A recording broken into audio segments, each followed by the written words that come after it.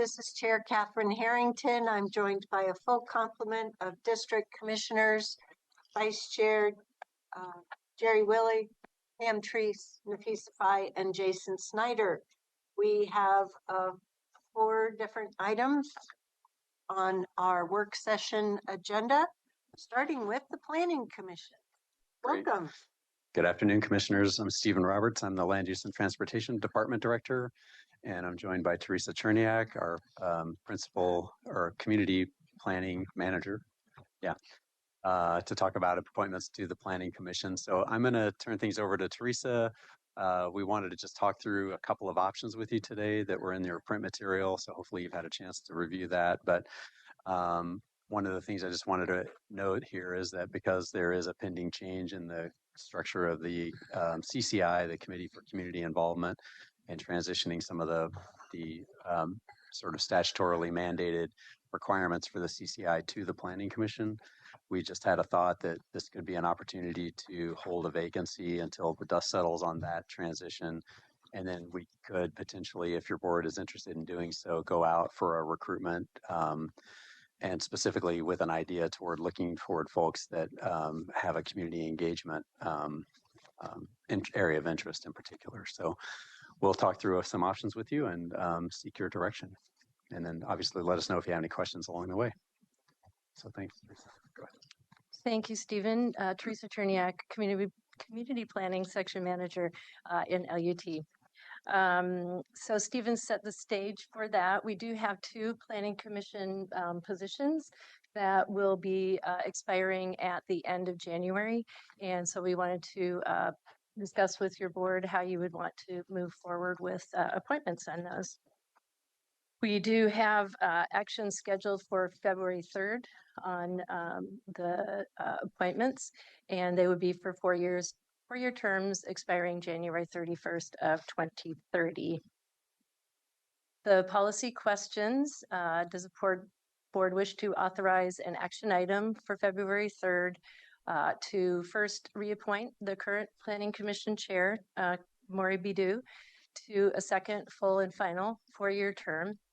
And then we wanted to obviously discuss that, plus one of the following, either appointing one of the current applicants, and we'll go over who those applicants are, to fill the second Planning Commission vacancy, or would you prefer to temporarily delay filling that second vacancy until we could do a further recruitment, and we could come back as early as April with that.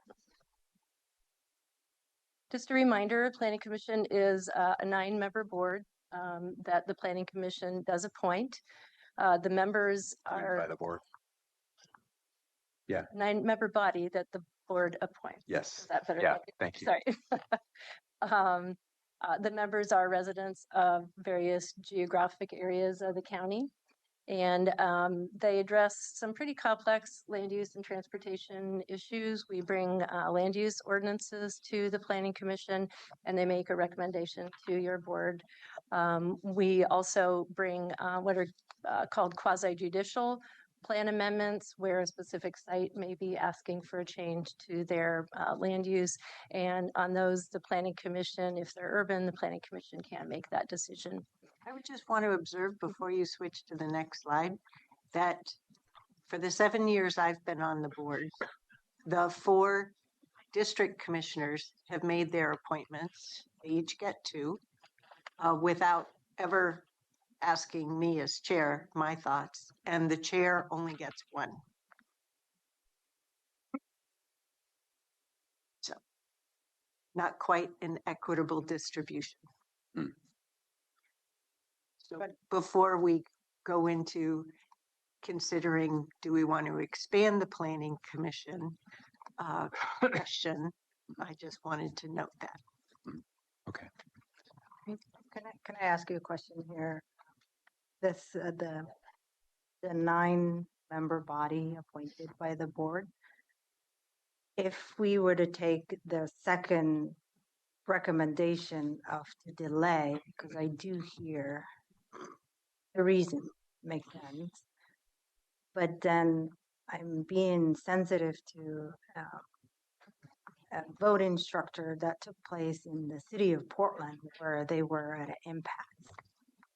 The equal number of people, 6 here, 6 there. So could that scenario be applied here and you would have a decision that is 4 and 4 in that meantime? Or do you foresee any controversial? Yeah. sort of- So the Planning Commission rules of procedure do allow that a sitting commissioner can stay on until a new member is appointed. And we have talked with Commissioner Will, and he is willing to stay on if the board desires that. So we could have the scenario where we would still have a full sitting Planning Commission. There would just be one member that was not reappointed. They were just sitting in until a new member could be appointed. Do we have a time certain, though? At this point, we don't. Our thought is that if we did an additional recruitment, that we might do that with the Office of Access and opportunity. Access and Opportunity. I always want to say accessibility and opportunity. And that is January to March. And so our thought is that we could then come back in April with a recommendation on that second position. So it would be a short term. Are you saying Commissioner Willie? Did I hear you? No, I'm sorry. Oh. So Planning Commissioner Morgan Will is the other person that his term is expiring. Yeah. But isn't there another option? We could move forward with the reappointment of Ms. Maury Badeau, and we could do a recruitment for the District 2. And in the future, we could expand the number of people on the Planning Commission. So the board members could still have, the district commissioners, the 2 per district, the chair for the 1, and the board can choose to expand the number of positions based upon the shift from of the CCI role. Yeah, so maybe a couple of things. So statutorily, the Planning Commission is limited to either 5, 7, or 9 members. So we can't expand the So we can't total go committee number above beyond 9. 9. So our thought was, given that we had a vacancy, would it make sense to specifically recruit someone who might have more of an interest in the community engagement component of the work that the Planning Commission will be taking on as a part of the adjustment to the CCI? So it's really a question, are the district commissioners willing to reposition one of their 2 to also have one of them bring in this lens of community engagement?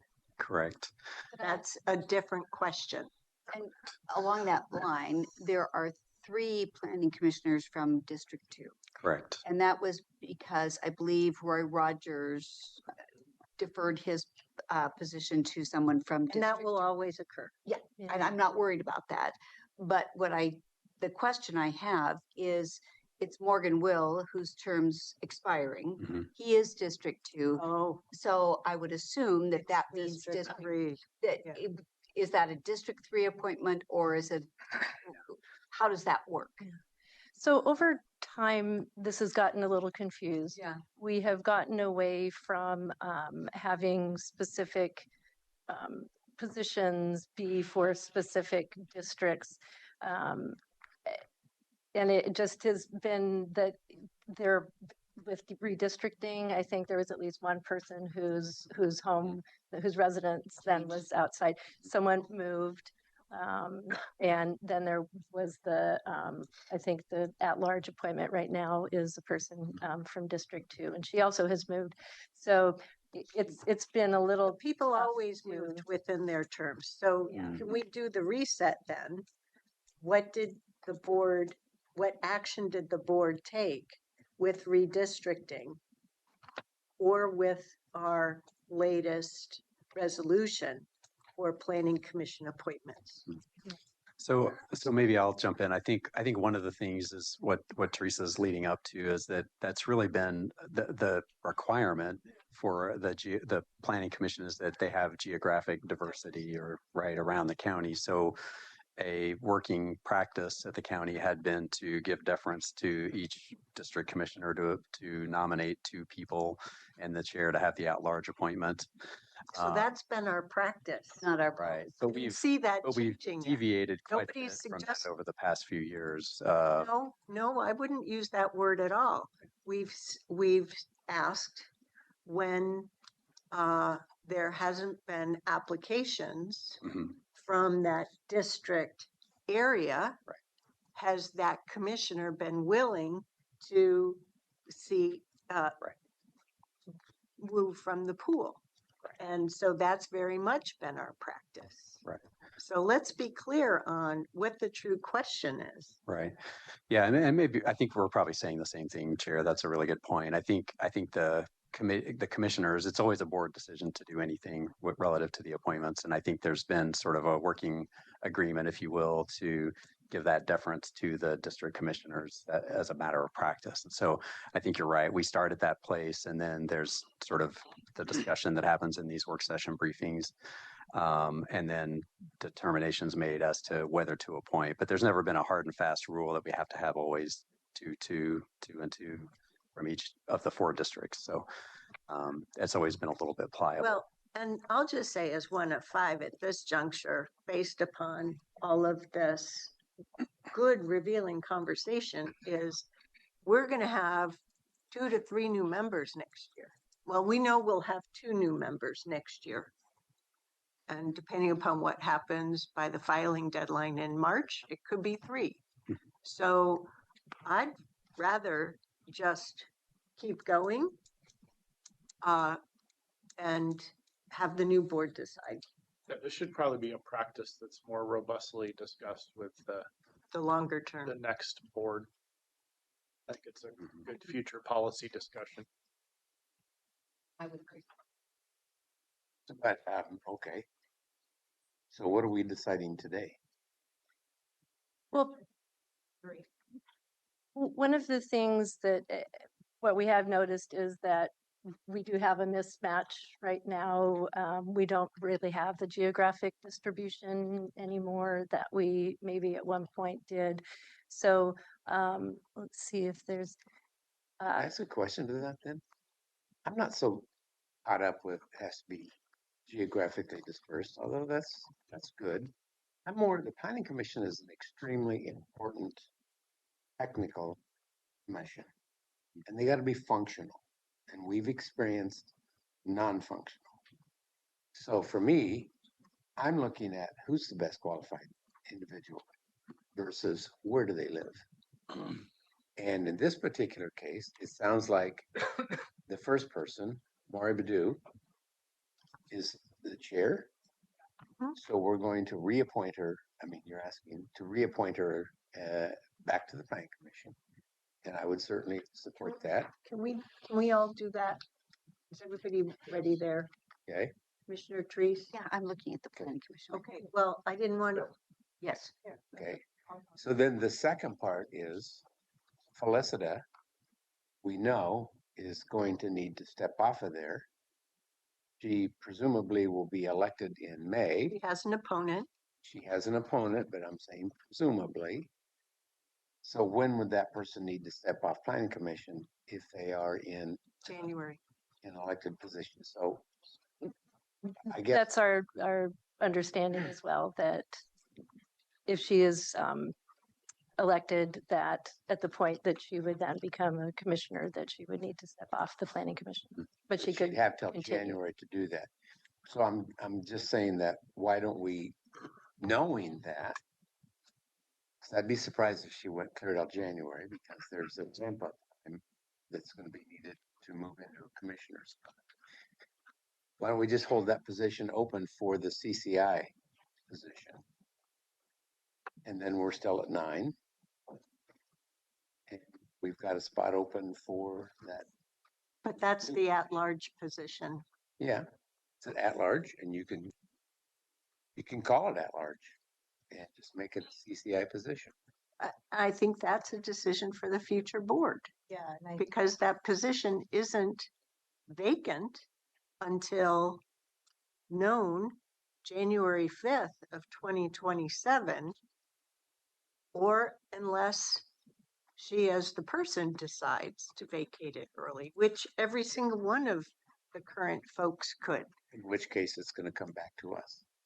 not necessarily. You just Number, can we go to slide 6 to actually see the problem? Right. So here's the graphic that shows where people live. The members are in. We switch this. So let's see. The members are in letters. Sorry, numbers, and the applicants are in letters. So 1 through 9 are the current members on the Planning Commission, and then the applicants we have are A through H, I believe. No, I. Um, and so we do have some geographic distribution. We do have right now 3 planning commissioners who are in the rural area. You can see that bit of a bunch up here in District 2, both of members and applicants.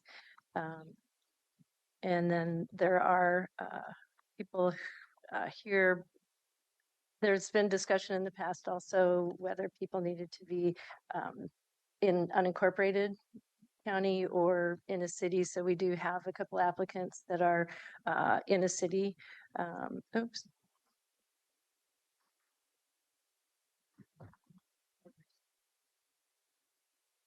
I can fill the gap and ask you a question. Well, that's getting, where you have deficits, it looks like from that map you were showing is District 1, you have 3 candidates Yeah, because And one then- of them is at large. at large. And then District 3, you have 1 representative currently, but then you could potentially have 2 applicants. That's correct. Even though the B is on the line, so where did they fall in? Was my next question. They're in district. District 3, just on the Just on this side. boundary. Oh, okay. Yeah, so that's correct. That District 1 and District 3 each has 1 planning commission member. And so that is, we're moving toward getting more of the geographic diversity. And so if the board did want to move forward today with appointing one of the applicants, we would recommend either an applicant from District 1 or 3. So, I think we're leaning towards. yeah, but using this table, are you kicking Felicita Monteblanco off? Commissioner Monteblanco is still on the planning commission until she Yeah, but resigns. we don't see her. But she's not in the table. Because she's not up Oh. for reappointment. I'm sorry. Yeah, this is just the table of the candidates, sorry. Right. That's the first question I had That's, too. I was like, so Right, so we have 2 positions. One we need- is, we need just clarity on everybody. so that. Why right. would we, you're asking us to be sensitive to who we appoint and where they are, but this map and that table don't gives us the view of everyone currently on the planning commission and what year their position expires.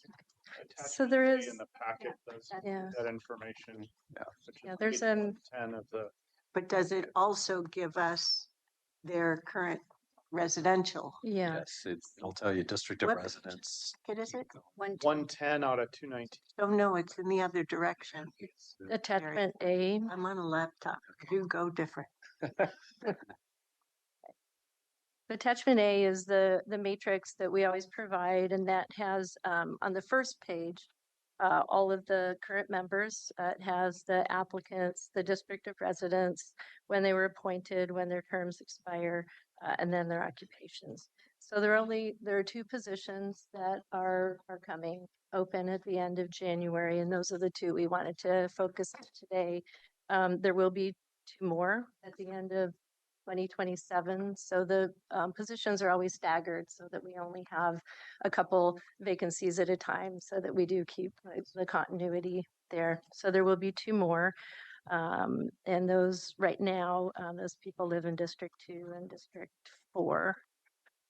So we've established that the vacancy that is occurring is a person who lived in District 2 but had the position by virtue of the District 3 commissioner saying, okay, so on this list, do we start with District 3 and did you screen them at all? I think I need clarity.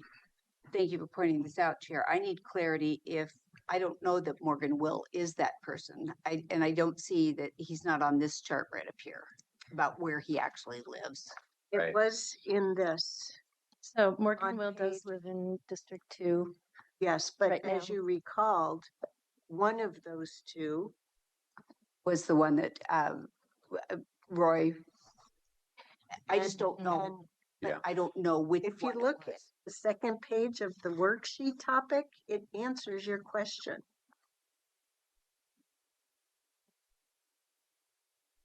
So you weren't provided that. Okay, Here I it didn't is. read that. It's right here. Okay, that's fine. I've got it. They're Thank you. both currently in your district. We just can't answer the question when Ms. Mary Bedeau, Ms. Bedeau, applied. Was she, was it a District 3 seat or a District 2 seat? I believe it was Morgan Will. Was it? Okay. Yes. And that's fine. That's what she said earlier too, yeah. And there's actually 5 right now that are in District 2. So I'm just pointing that out. According to this table, And well, according to, I'm looking online too. that's what I'm. Hog pointing again to, is what you're Mary. Effectively, you might add. So so part of our idea is let's work toward reestablishing that geographic distribution because it has gotten away from that over the last number of years. Yeah, and maybe Commissioner Treese, I wanted to say something about your question. So we honestly haven't been tracking if somebody from District 2 was appointed in lieu of a District 3 person. To be honest, just Conversation. right. Yeah, so I think that's a thing that we can definitely take back, but I think we just are viewing the fact that right now we just have this mismatch. We're heavy in one district and looking to spread out to the others. And I support that. Yeah. But it raises a good point. We haven't been tracking that, so that's a thing that we can take back. So But we're board yes- members had. So we're yes on the chair seat, Mhm. right? And remind me the name of the person. Rachel Mori Rachel Bidu. Okay. What we need to decide is Morgan. So the other position. Two more positions, right? No, just one. Just one position. So Morgan, either reappoint. And he has not He doesn't requested want it. reappointment. So that's why we do have the vacancy there. Commissioner Snyder, do you have any I do. preference? I do. I've actually spent a fair bit of time thinking about this, and this may be something that causes some people some angst, but I think Andrea D'Amico is the right person from my district, if it's going to be a District 3 person for a variety of reasons, including the fact that she lives right on the urban rural interface. And I think that's a valuable perspective to be bringing in our work on the Planning Commission. And I think from the background and experience of many of the members, that's the right appointment to make as well. And in that, are you aware that she's interested in selling that portion of her property that could potentially be in the UGB? Anyone that lives in that area and owns a lot of property, I would say is likely to be in that space. Not if they're in rural reserve. Sure. I mean, absolutely. I am always, like, do I think that's going to create a problem for her objectivity and or her need to recuse herself from some? Potentially. Now, that wasn't the place I was going. Where I you, just wanted to make sure that the experience that we had prior to your joining in January of 2025, and I watched that experience. that you had the opportunity of that Yes. information. That's all.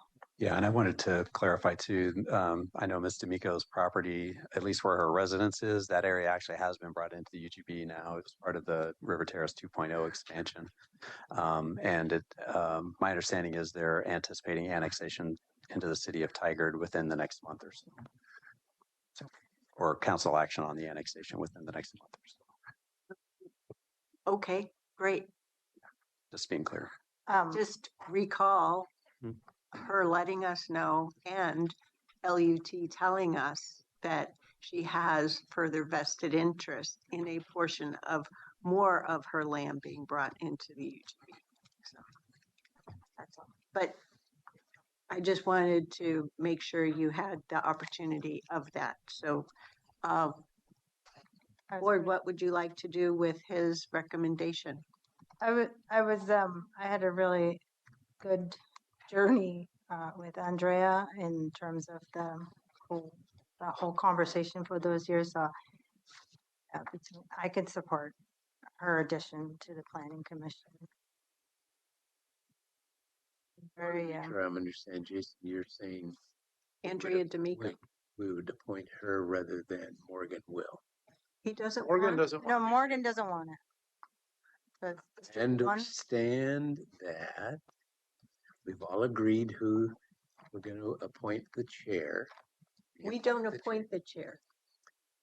I understand that as well. I'm referring We're to her the as her person, current position. Ms. Could you Beddoe. please let me finish? Okay. And so where would Andrea fit then? Yeah. I mean, I think as in the context as I understand it, Morgan Will does not want to continue. Right. And the recommendation was that, the ask from the rest of the commission was, since that was a District 3 position in the past and we want to preserve that, who do I recommend? I've recommended Andrea. I don't think we need to wait and for multiple months and do a new recruitment. So Okay. that's the context where I think we're I at. agree with that. That's right. And I just started to do this, but for clarity's, for my own personal clarity, we've talked about reappointing Beddoe, and we have talked about holding that seat, the other seat open, and Morgan Will had said he would serve for that year, allowing the new commission in 27 to act. That was one concept that we had. And I'm just wanting to make sure that I understand that we have moved from that concept to the District 3 appointment, which I'm happy to discuss, but I think there's a caveat there. I think their proposal was to do recruitment between now and March or April, and Correct. acting relatively quickly after that. Correct. Misunderstood. Right. I don't think it was to hold it for a year. I thought that that's what the chair said, but I may have It misheard. wasn't done holistically.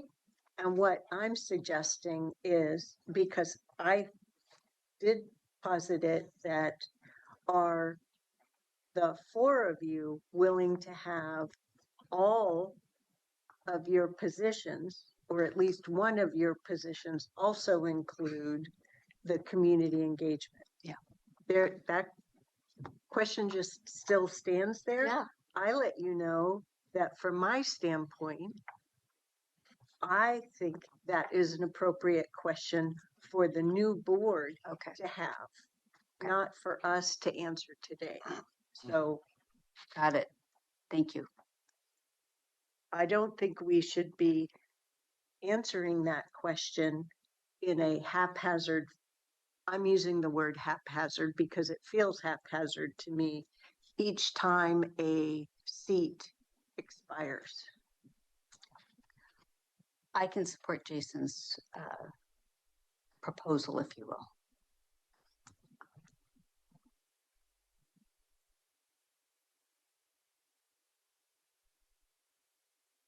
What is, Is there anyone else? I think I hear. I support it. I support it. Oh, you're supporting. Yeah, it. I'm supporting it, yeah. not Jason, Stephen and Teresa. Um, So what is we're just gonna wait, or are you gonna come back with a proposal? Or at least, because I feel like this board to discuss even though not to make a decision, but to start the conversation of how do we mitigate? Because I don't see this changing then unless somebody says, I'm done. The closest we have is 2027, January. So there's two people that could potentially. Mm. You So need- my, Okay. because we've run over time, Yeah. my suggestion would be that you come forward to us with these two different appointments and that we leave further discussion and consideration on what to do with any community engagement aspect of it for the new board to consider prior to their giving you direction in January of 2027 on if they could choose to wait further until, they have more bandwidth to consider that. Mhm. So there's a proposal. Okay, terrific. Okay, Great. Thank you. great. Thank you. Thank you for sticking through our conversation. Absolutely. We're now moving on to Homeless Services Neighborhood Engagement Planning presentation.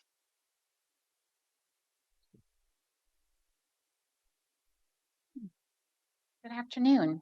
Happy New Year. Happy New Year. For the record, Jess Larson, Assistant Director of the Department of Housing Services, here with Emily Roots, who supervises our public relations team, which includes our community engagement work, which is our topic of importance for you all today regarding two properties owned by the county for which we are underway with engagement and about to kick off engagement with our new neighbors and the broader public. Also on hand is Molly Rogers, our director.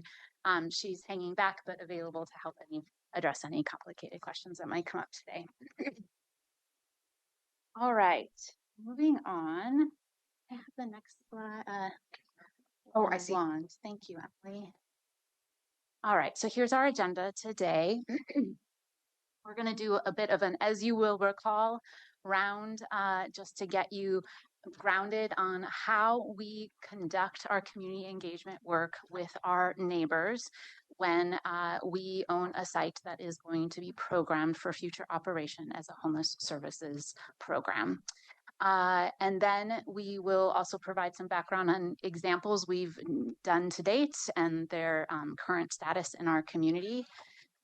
We do want to spend a specific time walking through with the board, with your board, the two sites that we will have in active community engagement this spring.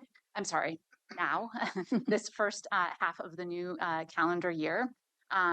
First being our temporarily named Central County Safe Rest Village, which was recently acquired at 3390 Southwest 209th Avenue. And we will be beginning to notify neighbors and begin that community engagement process for our future and longer term Safe Rest Pod Village.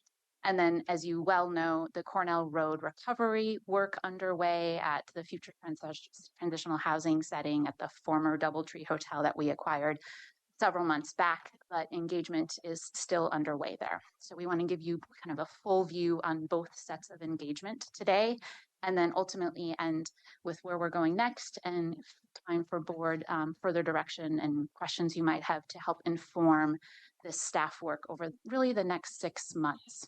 Is Cornell Road Recovery the temporary name for that one too? Thank you for that question. Yes, I should have been more clear. Both of these names are standing names. We just attached the location and the purpose to kind of hold steady until we are able to properly name the programs in partnership with the operators and our community. Great. All right, moving on.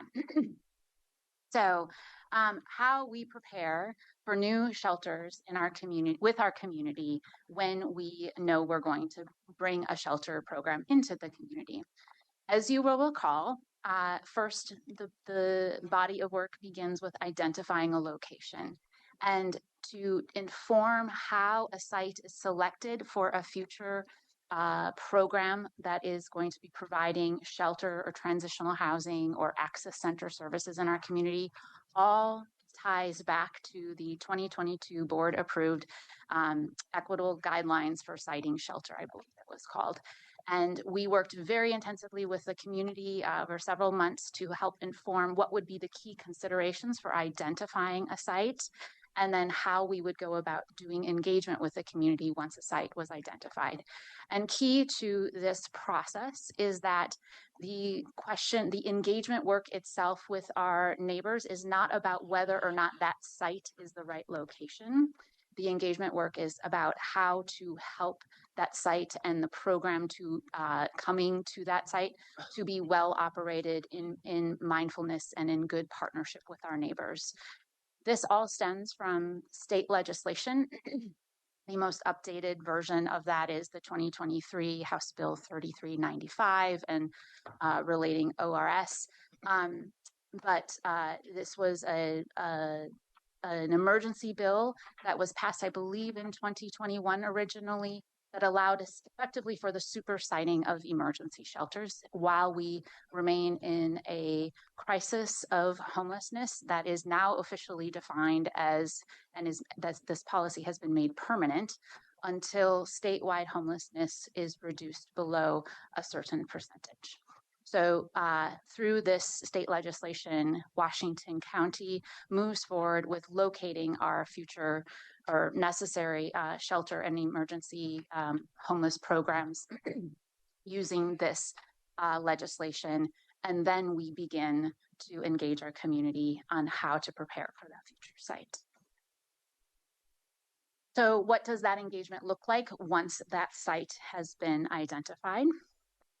These are our critical and essential components of commitment we make to the broader community and the specific local neighbors.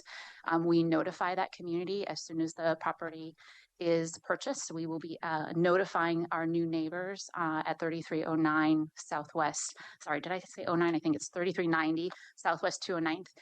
Just later this week, a postcard will be going out to notify our neighbors that we have acquired that site and what the future intentions are and how to get involved in the community engagement work. Then we invite the neighbor to come and learn about the project and learn about what a neighborhood plan is, or a good neighbor agreement, as it's sometimes called, and how they can participate in that process. And then we conduct those participation events and co-create, ideally, with the provider, the shelter operator, and those surrounding neighbors, agreements on how we will maintain safety, livability concerns, communication throughout operations. And then last and not least is that maintained community communication to mitigate problems as they may arise throughout program operations. So these are the components, the essential pieces of our commitment to the neighborhood. And then these are the step-by-step procedures that our staff lead once a site is identified, and importantly, before any programming begins at that future shelter or transitional housing program. So as I mentioned, a postcard goes out to notify the neighbors. Then there are information sessions, ideally with our project partners who's going to be operating the facility, the workshops for the neighborhood plan. And then it's drafted and there's time for feedback from the neighbors to continue to refine that neighborhood plan. Ultimately, it is finalized and posted on the website. And then we continue to receive feedback to make any changes needed. so that we can continue to work in partnership with the neighbors and responding to any concerns as they become known through program operations. And then last, it's important here in this sort of like overview of how we do engagement broadly to also mention this broader public engagement we do side by side with that specific neighborhood engagement work. So as the team is getting ready to send out our postcard, they're also putting up a new website so that there's a go-to landing spot to inform our community, anyone who would be interested in knowing more about why did the county purchase this particular site. So we have a program web page, we send that postcard. We're also going to be doing door-to-door canvassing with our partners at Open Door for the new Pod Village. And so engaging in a door-to-door conversation and then hosting those meetings. Then also we're doing some kind of responsive communications, of course, responding to all constituent requests as they come in, and any public records requests, of course, maintaining an updated FAQ. So every question gets turned into a public facing response that is maintained on our website. And then keeping important one-to-one meetings with key members of the community. For example, at Cornell Road, we're working with the Sunset Church and the HOA at Oak Hills, because these are key neighborhood groups that we want to maintain particular one-on-one relationships. So I just want to give you that kind of full scope of all the different parts of community engagement when we begin this work for a particular program. Now I'm going to pass it to Emily to take you through a couple places where we've already done this work and then bring you up to speed on where we're going to be actively doing this work over the next 6 months. Thank you, Jess, for getting us started. For the record, my name is Emily Roots, and I'm the Public Relations Supervisor for the Department of Housing Services at Washington County. And I've been here 4 years and some change, and so now I have that historical context of having walked through all of these neighborhood plan engagement processes. So here's kind of a high-level map and something visually, this is, on our list to take care of, but for some reason the highway lines disappear when you're looking at this in a presentation model. So this map can look a little bit funky, but what you can kind of visually parse out is that all of the shelter locations are identified in green. All of our future access center locations are identified in orange. And then we also have that future transitional housing identified in blue. On all of our devices, It shows up fine. we see the lines just fine, and every member of the public has access to the same file that we're all looking at. So Okay. it's only a projection. Okay, problem. that's reassuring. Copy as well. Okay, thank you. Okay, then I won't spend too much time. No, it's just that color doesn't project from these projectors very well. That is true. Thank you for that. So We can make sure our graphic designers know that. okay, yes, thank you for that. So one point of clarification here that's important to note is that we facilitate neighborhood plan engagement specifically for publicly owned homeless services facilities. So we also work with service providers who own and operate different homeless services facilities. But our focus here is really where Washington County owns the infrastructure. So examples would be our past engagements for safe rest villages like the Aloha Safe Rest Village, or the Cornelius Safe Rest Pods, or it would be working with our city partners at the City of Hillsborough and the City of Beaverton to do engagement for their now open shelter facilities. And in total, we've got 4 active neighborhood plans that are up and running. That's the Beaverton shelter, opened in the winter. That's the Hillsborough shelter, recently opened. That's the Cornelius Safe Rest Pods that remain open into the spring. And then the Aloha Safe Rest Village, which is closing imminently. Next slide. Before you move on. Yes. Slide. Just, I don't know, because this is all on the public view, I feel like I at least need to comment on this. I am almost 100% certain that number 2 and 3 are reversed on the map. Mm. So that should be corrected after you guys verify it, just for publics. Well, and could you also clarify what green with an orange circle around it means versus just green? Yes, that is another visually tricky element. So we developed that color, if you will, specifically for sites that are either currently operating as a shelter and are going to become an access center. That's the case for site number 7, which is currently the Cornelius Safe Rest Pods and going to become the West County Access Center. Open Door owns that land. And then we have the Just Compassion Resource Center, which is located in Tigard, and that is both an access center and an operating shelter. And thank you, Commissioner, on the mapping. We'll see to it. I think you're correct. All right. So as I've gone through this neighborhood plan development process over the years, we've really found that there are questions that come up every time from concerned neighbors and interested community members that I just wanted to take a minute to explore with explore with all of you and kind of articulate some of the thinking behind those questions as well. The first question here is, why was I not engaged before the property was purchased? And Jess touched on this a little bit. I think this question really comes from the distinction between Washington County as a public entity and our role in real estate transactions and as a developer or program funder. The answer to this question, we really answer this question by explaining that Washington County does not seek feedback about potential locations for future shelter programs. This is a hard one for neighbors, but this really comes down to allowing for those real estate and landlord considerations to be negotiated and also to determine the viability of a specific site first. If we did a neighbor notification for every site that we considered for a homeless services facility, it wouldn't be an efficient or effective use of our time, and it would also damage those property negotiations that are underway.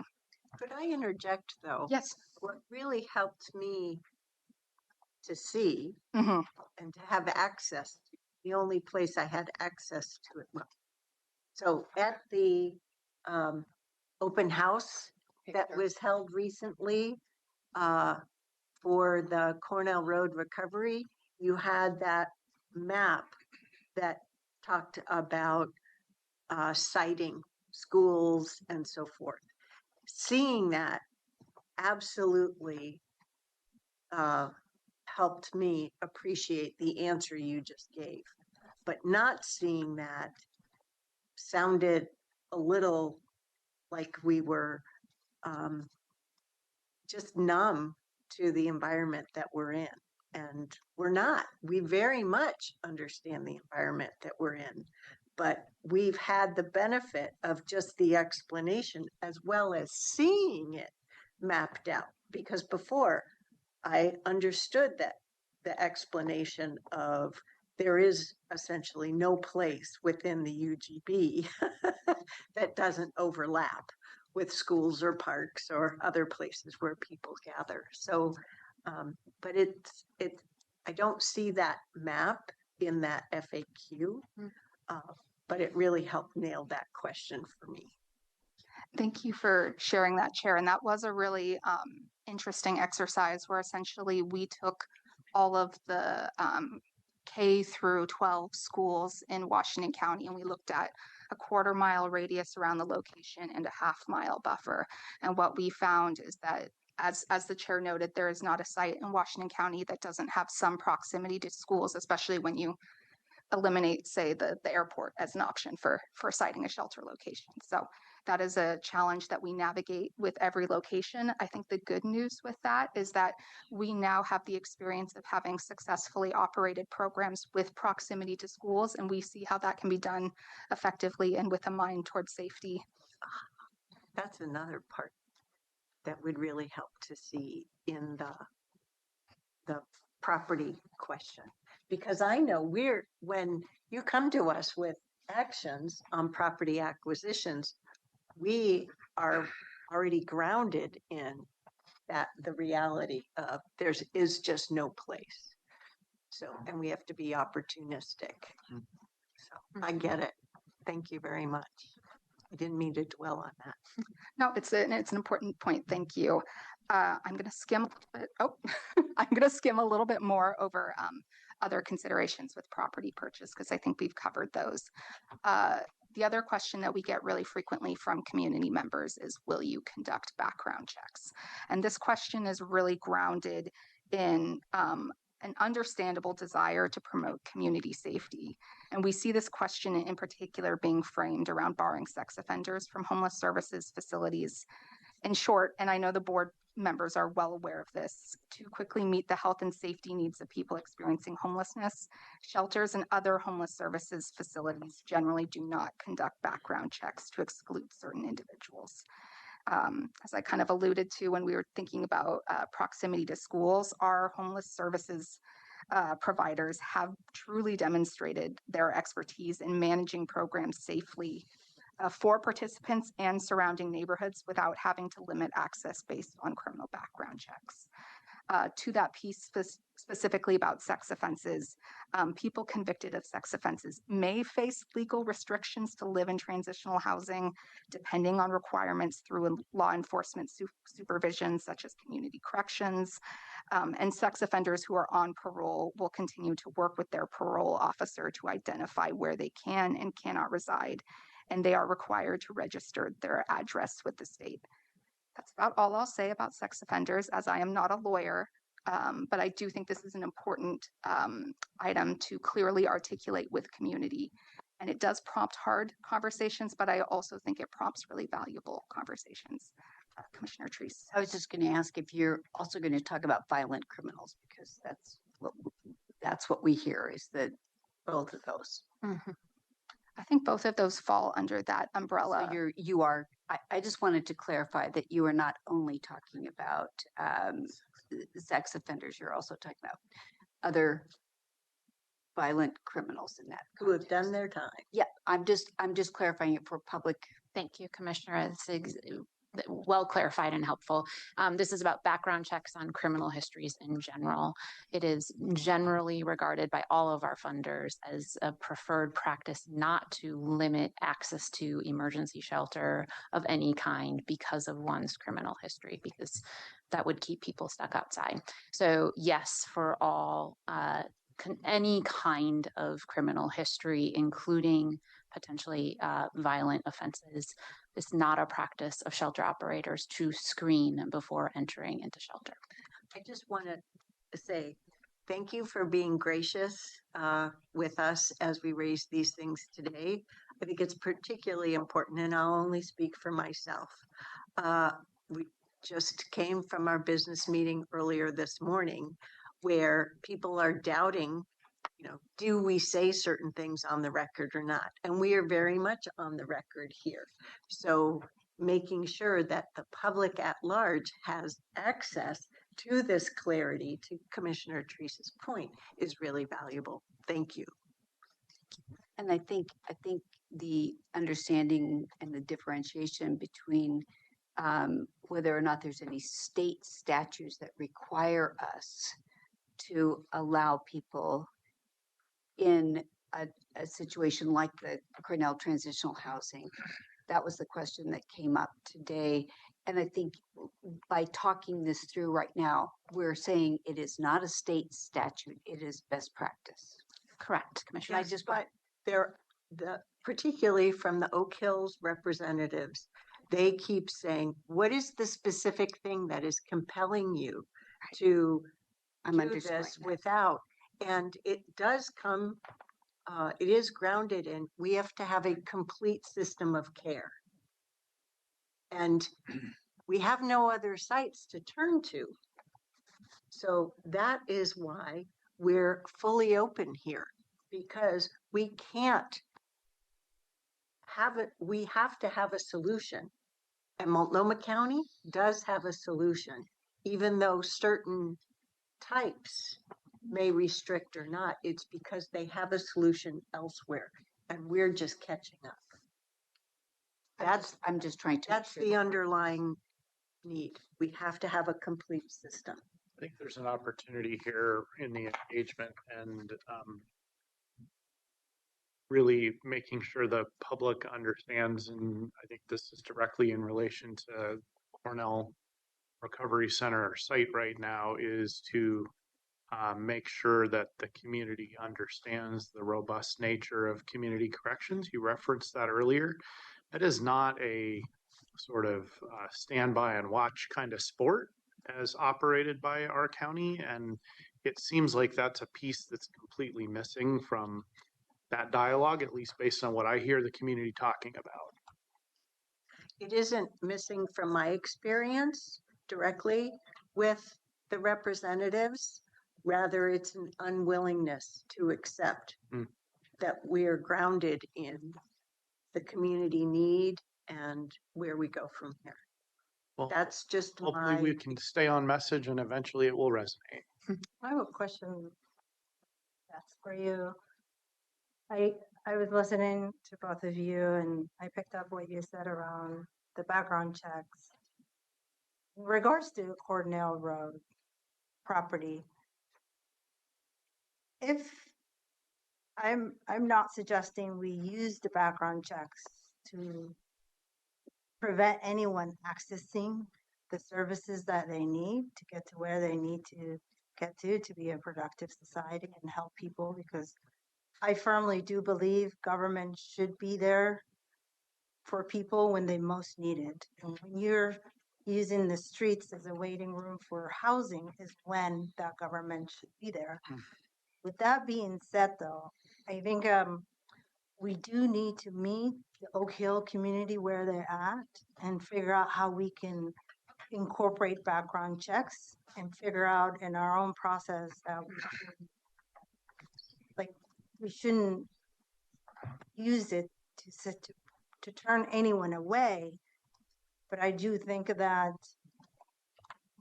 the background checks, there's value in having the background checks in terms of bringing everyone on board, because this is a long term, right? Like this is a long game here. This isn't a property that we're going to use for 1 year, 2 year.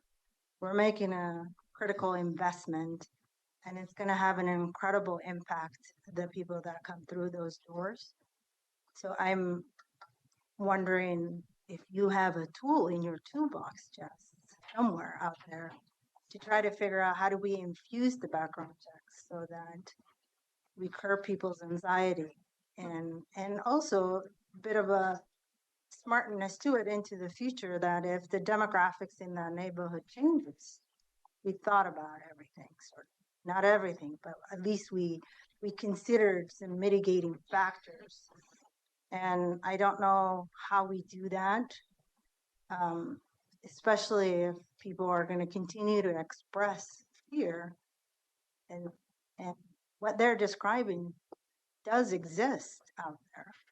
So because I really do believe the incredible impact this facility is going to have on people's lives, but I would hate to have this background check be a barrier to people that should be embracing this idea and should be really excited that there's going to be a lot of people that are going to be helped and going to come on to be a taxpayer. They're going to come on to contribute to Washington County. They're going to have a positive impact. So that's where I'm going with this, to try to say we shouldn't close the door on background checks. We should keep that door open and have more conversation as we engage the community to try to figure out what does that look like, and so I'll stop right there. so we've already approved the site selection guidelines.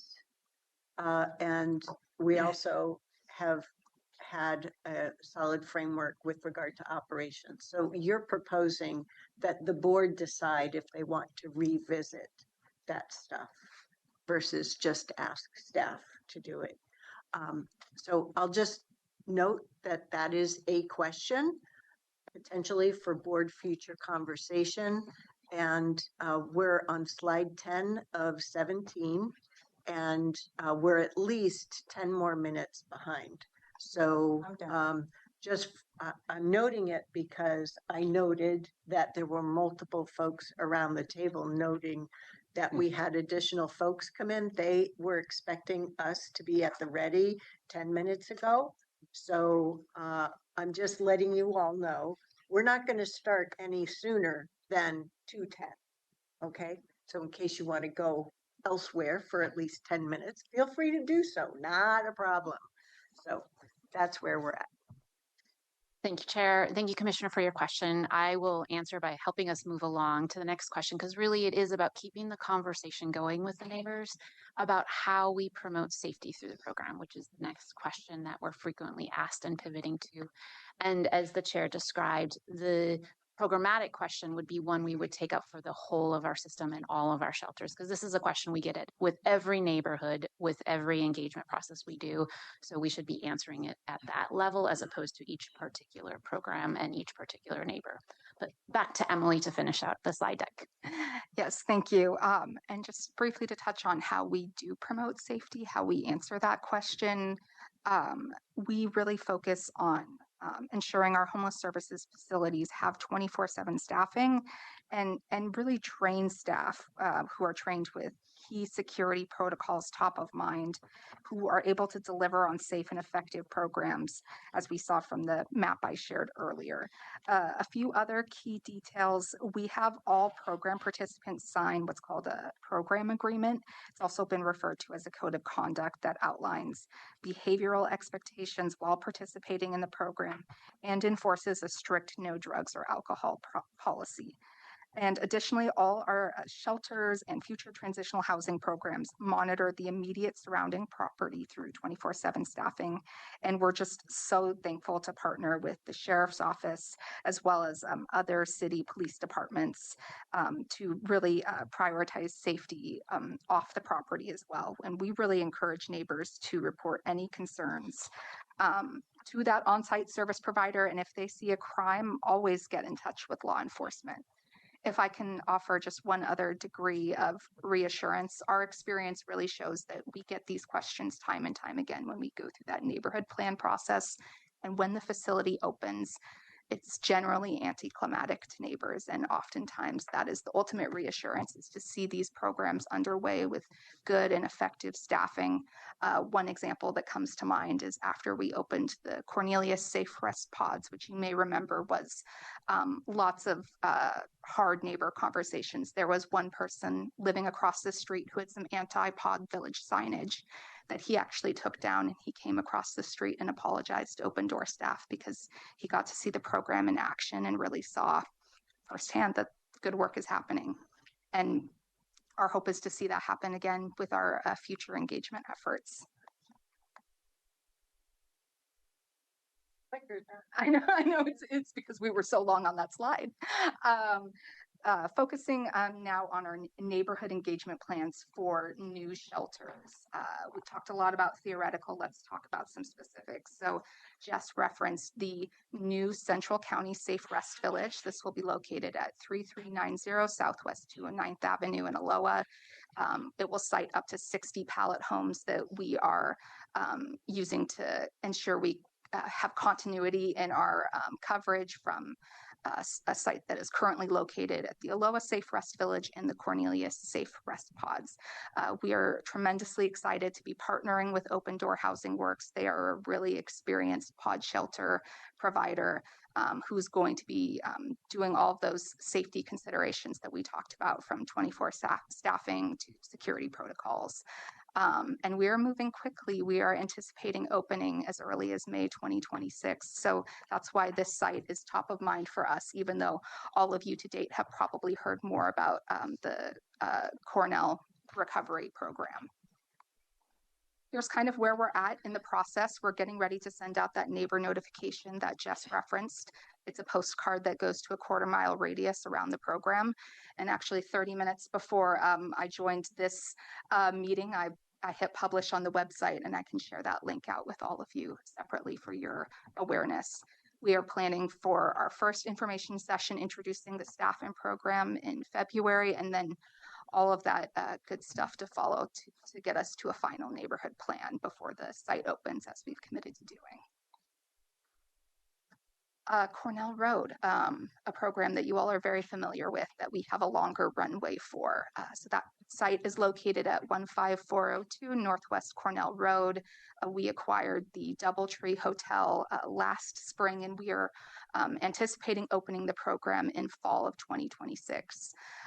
The program will serve 75 to 85 individuals and is the first program that we are funding that will really focus on recovery-focused transitional housing, which is a big gap in our system and something that we are really excited to bring online.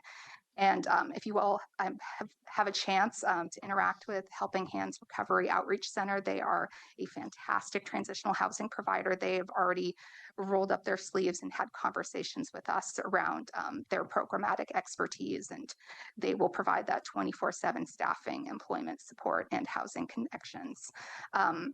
Something a little bit different with transitional housing, particularly transitional housing that's recovery focused, is that participants commit to a recovery plan in a secure and monitored environment. And this is very much for folks who opt into that type of program. So we are really looking forward to it. And I think that is something that's important to communicate with the neighborhood as well, because again, it gets to some of those safety considerations that they are spinning on.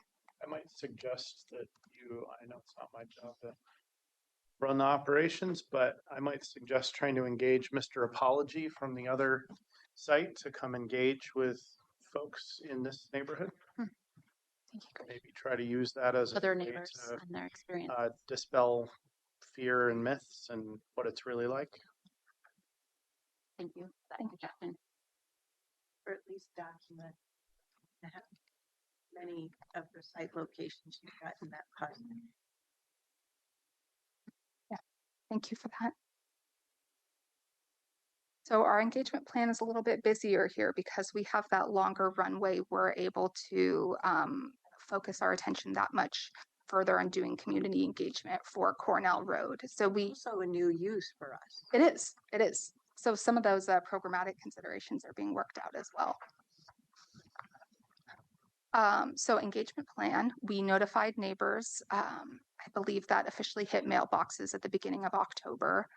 Later that month, we hosted our informational session. We introduced staff and the program. At that time, we had just awarded Helping Hands as the service provider, so we were able to introduce them as well. And then later that same month, October was busy for us. We launched our interested parties email, which I believe any of you who are interested in opting into that have done so.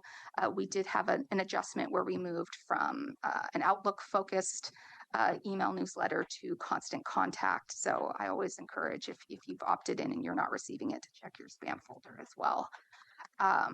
Where we're at right now is we're in the process of hosting those workshops with partners, law enforcement, and neighbors to form the neighborhood plan.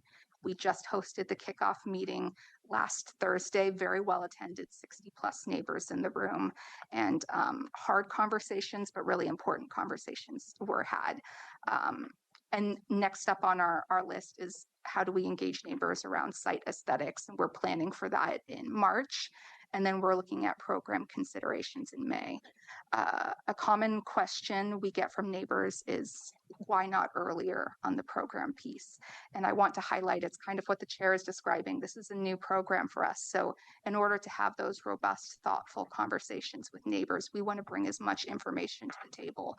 So sometimes it means the answer is I'm not sure yet, or we don't know, but it's because we are in a transparent process to give folks information as we have it and as we can have meaningful conversations.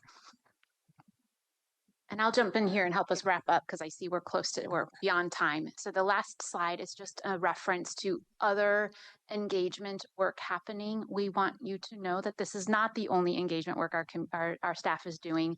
We have other projects in partnership with other owners that are homeless services in focus. And then also, of course, affordable housing engagement work. But we wanted to bring this specific conversation because it's so present in the community right now. And then last are your questions for discussion. Chair will let you decide how much time we have at this point, but just really getting at if you have any questions and if you have any further advice or direction for us as a staff as we facilitate this plan. Board members. I already said my piece.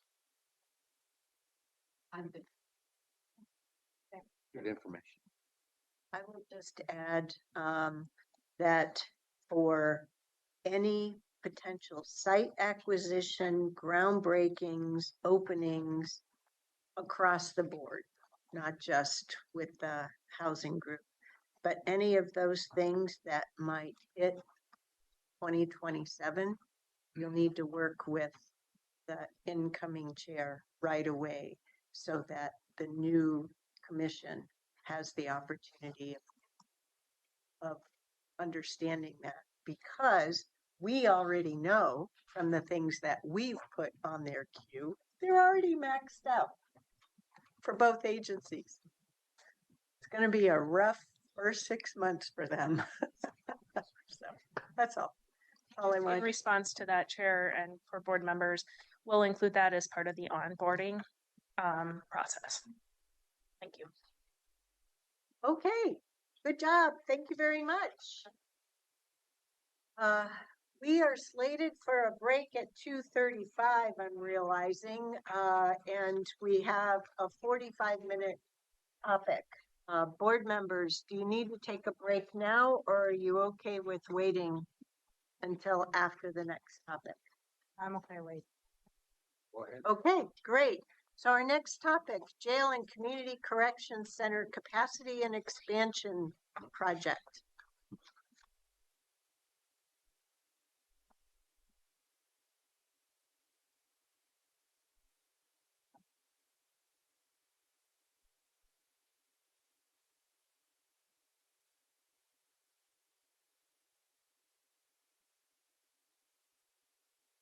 All right. Good afternoon, Chair Harrington and Commissioners. I'm Erin Calvert, one of the Assistant County Administrators, and I'm joining Sheriff Caprice Massey and Director of Facilities, Fleet and Parks, Laurel Brown, this afternoon for a presentation on the Jail and Community Corrections Center Capacity and Expansion Project. We're back today at the direction of your board from our last presentation on October 14th. And just as an overview, today we're going to take a brief look back for review and then look at what's coming up next. We're going to remind your board and the public not only about the problem that we're trying to solve with this project, but also the fact that some of these problems will continue to persist until the entire project is completed. Chair Harrington, you made a request for a graphic and an explanation of where do adults in custody come from, how do they get to the jail, just as the Community Corrections Department did about how adults go to the Community Corrections Center. And so Sheriff Massey will review that slide later in the presentation today. And then Laurel will walk you through the project phases through a planning and budget lens. And they'll both talk about how research, site visits, and planning will help inform jail programming and expansion. The main policy questions we have for your board's consideration this afternoon are ensuring that you're comfortable with the project approach that we present today, and then to direct staff, if your board is if you wish to have more of a formal project plan approval, and you've mentioned that in some of your discussions at prior work sessions, and we know that you'll direct us to do that if you wish to do that. As a quick review, and as your board is aware, the jail study capacity study is complete. Matrix, which was the consulting firm that we worked with, provided us with an approximate jail bed number to get us to the year 2055. They did that based on analyzing data with a variety of scenarios, factors, and they applied various models, which then they presented and discussed with your board late last summer. We have great respect for the capacity study. We believe they did their job. They did exactly what we asked them to do, but we are also curious if the bed projection number might be too small. And that belief is based on the experience we have with the current jail, whereas at the time it opened and on move-in day, we were literally out of space. And so you'll hear more about this today. Establishing the exact number of beds really relies on the feasibility study and the planning work that has yet to be done. We were happy to learn that your board has identified board liaisons for the Jail Capacity Executive Steering Committee as Chair Harrington and Commissioner Schneider for continuity. Another development since our presentation in October is that Laurel has identified the facilities project manager as Stuart Spofford, and the planning team is also working together to bring Kristen Burke into this project to assist with coordination and her behavioral health expertise. Stuart and Kristen have demonstrated an incredible One Washington County partnership through their work on the CAT, and I know that the public safety team, which is also being led by Commander Jim Wheaton, is looking forward to having their expertise integrated into this project. As we think about the phases of this project, one of the main components of the public safety and justice ecosystem is the jail. We've talked a lot about this through the white paper and many presentations. But we know that not having a large enough jail, either through bed space or staffing, can impact the entire system. For example, the limited capacity leads to forced releases, which leads to an increase in failures to appear, which then has an impact on the defense attorney shortage and crisis, which then impacts the number of pending cases and court backlog, which then impacts our staff and public safety departments, including the sheriff's office, district attorney's office, community corrections, and then of course our partner agencies, the court and the judges, as well as the cities and other agencies that continue to come into contact with people who have multiple unresolved cases. I illustrate this just to simply say that even while there's a good project plan in place, it will take time and we will continue to work through this persistent issue, as I mentioned, until the project is completed. Another, Yeah, we're just gonna lower the bar for people in the jail when we have more capacity. We just release less people. Right. We won't redefine serious versus non-serious.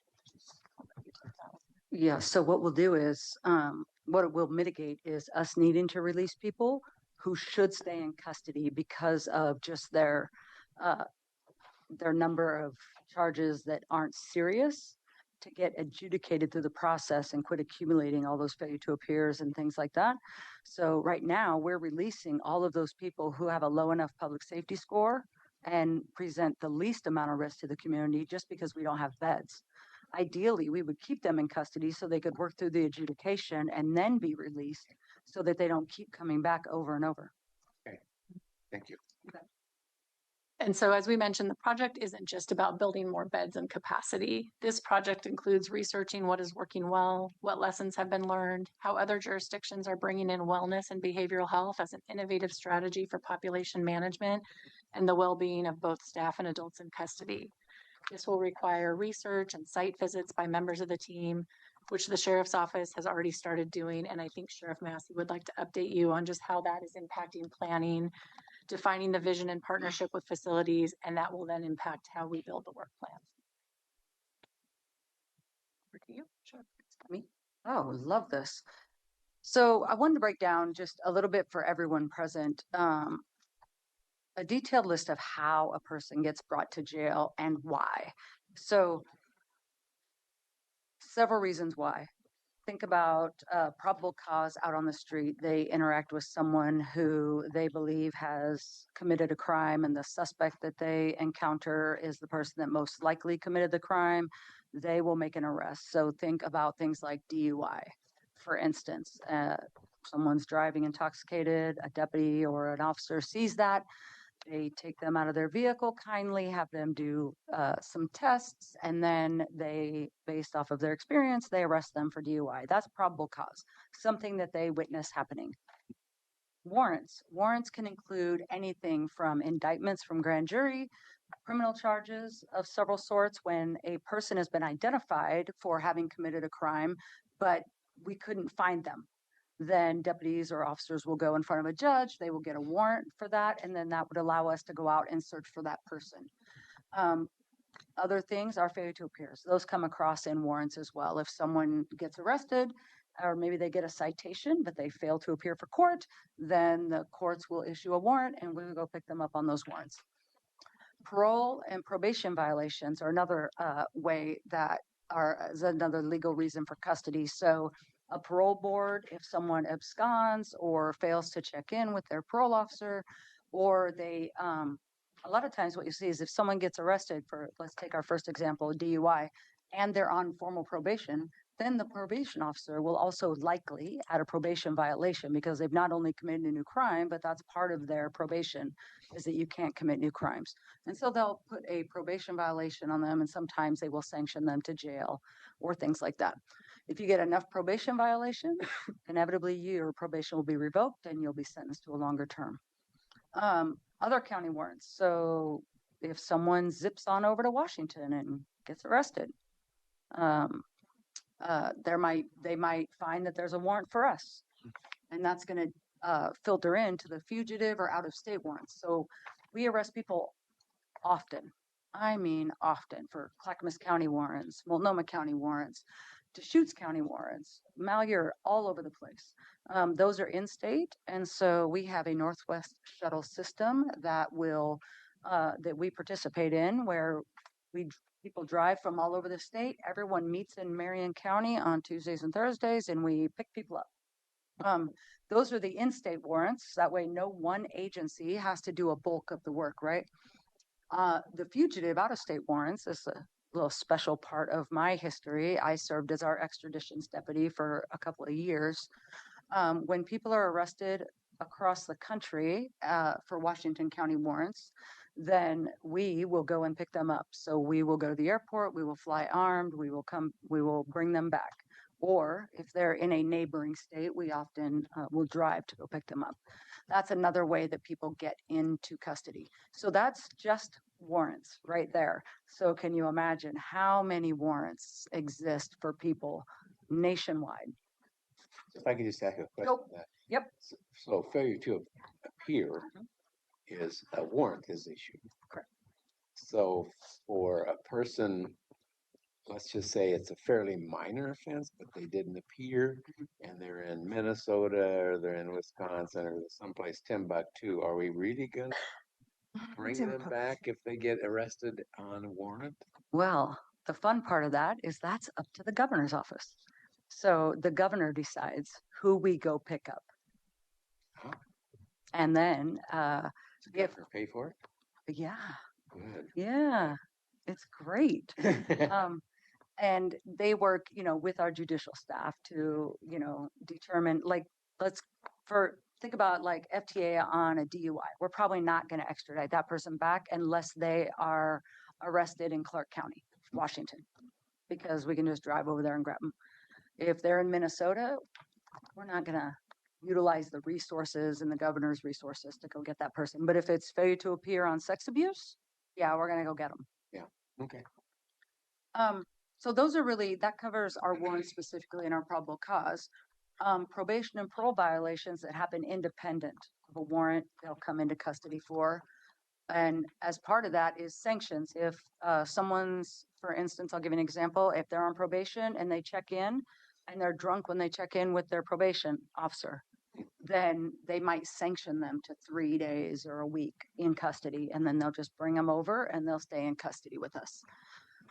Sentences, of course, you can be sentenced to the Washington County Jail or any county jail for a year. A year plus a day goes to prison. However, we do end up keeping people in custody occasionally who are sentenced for, say, 5 years.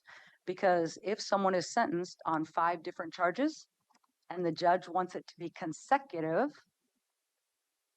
they might sentence them to 1 year on each charge instead of a year and a day on one and send them to prison.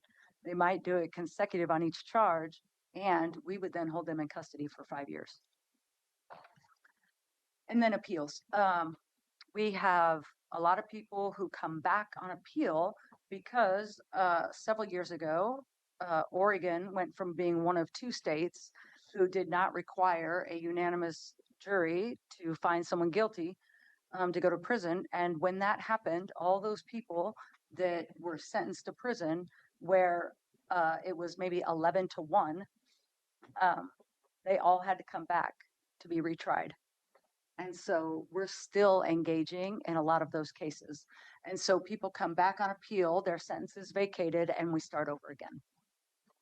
So that's really the legal reasons for custody, sort of the why they're brought to jail. Now, how? Our incredible deputies out on the road, and then our partner local, state, and federal agencies. So sometimes the U.S. Marshals will bring someone who is going to go to trial here, but is stationed out at Sheridan, and they're going to do trial here. They'll bring them in, even though they have a federal hold for the state penitentiary. Our city police departments and our sheriff's office out there in the world, if they arrest somebody or they arrest someone on a warrant or probable cause, then they bring people to jail themselves. Transports and extraditions, I touched on that. We have a beautiful Northwest shuttle system that encompasses about 10 to 12 states. And what that means is it's really just a handshake. And if someone's picked up down in Southern California, there are agencies from here to there who work together to get them up here without us having to fly down and get them. And they go from agency to agency on a bus or in a van until they get here. We cooperate with people going the opposite direction. Court security, oftentimes people will be going to trial out of custody. And then if they are found guilty and remanded into custody, then the court staff will call our deputies over there in court security, and they will go down there, place them under arrest, and bring them into custody. That also happens when people attend arraignment, for instance, out of custody. If they're given a citation or they post bail, then they come in, they attend their arraignment, and then they'll go into court security to be booked, and they'll either go to jail from there or they'll be released on a release agreement from there. But court security is another way that they come into custody. And then last but certainly not least is community corrections. Through probation and parole, they will bring people into custody for probation and parole violations, but also if we have people who are spending time over at the community corrections center and they don't follow the rules over there, they violate the rules in some way, then they will bring them back into custody as well, because they're just not suitable for over there or they violate the terms of that benefit. And that, ladies and gentlemen, is a holistic approach on how a person's brought to jail, why they're brought to jail. What questions can I answer? That was pretty robust. That was pretty good. Yeah. Good job. I really like this graph.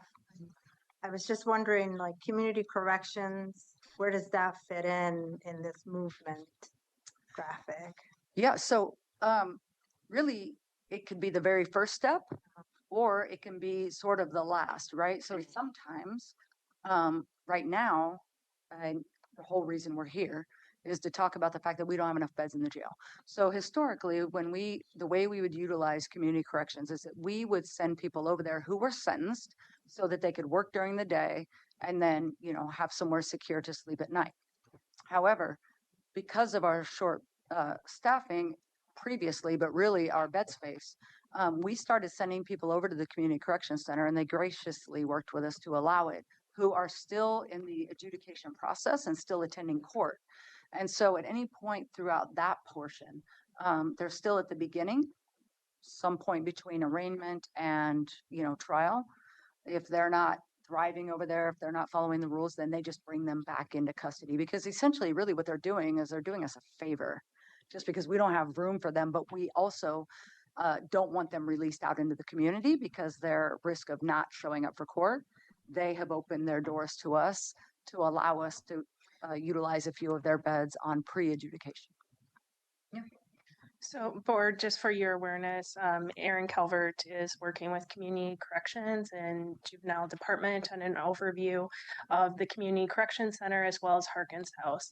These are not mandated services that we provide, but it's important to document the why we provide them and how they fit into the overall public safety and justice ecosystem. So we're expecting that to be completed in Q1 of this year. So we being able to open another pod.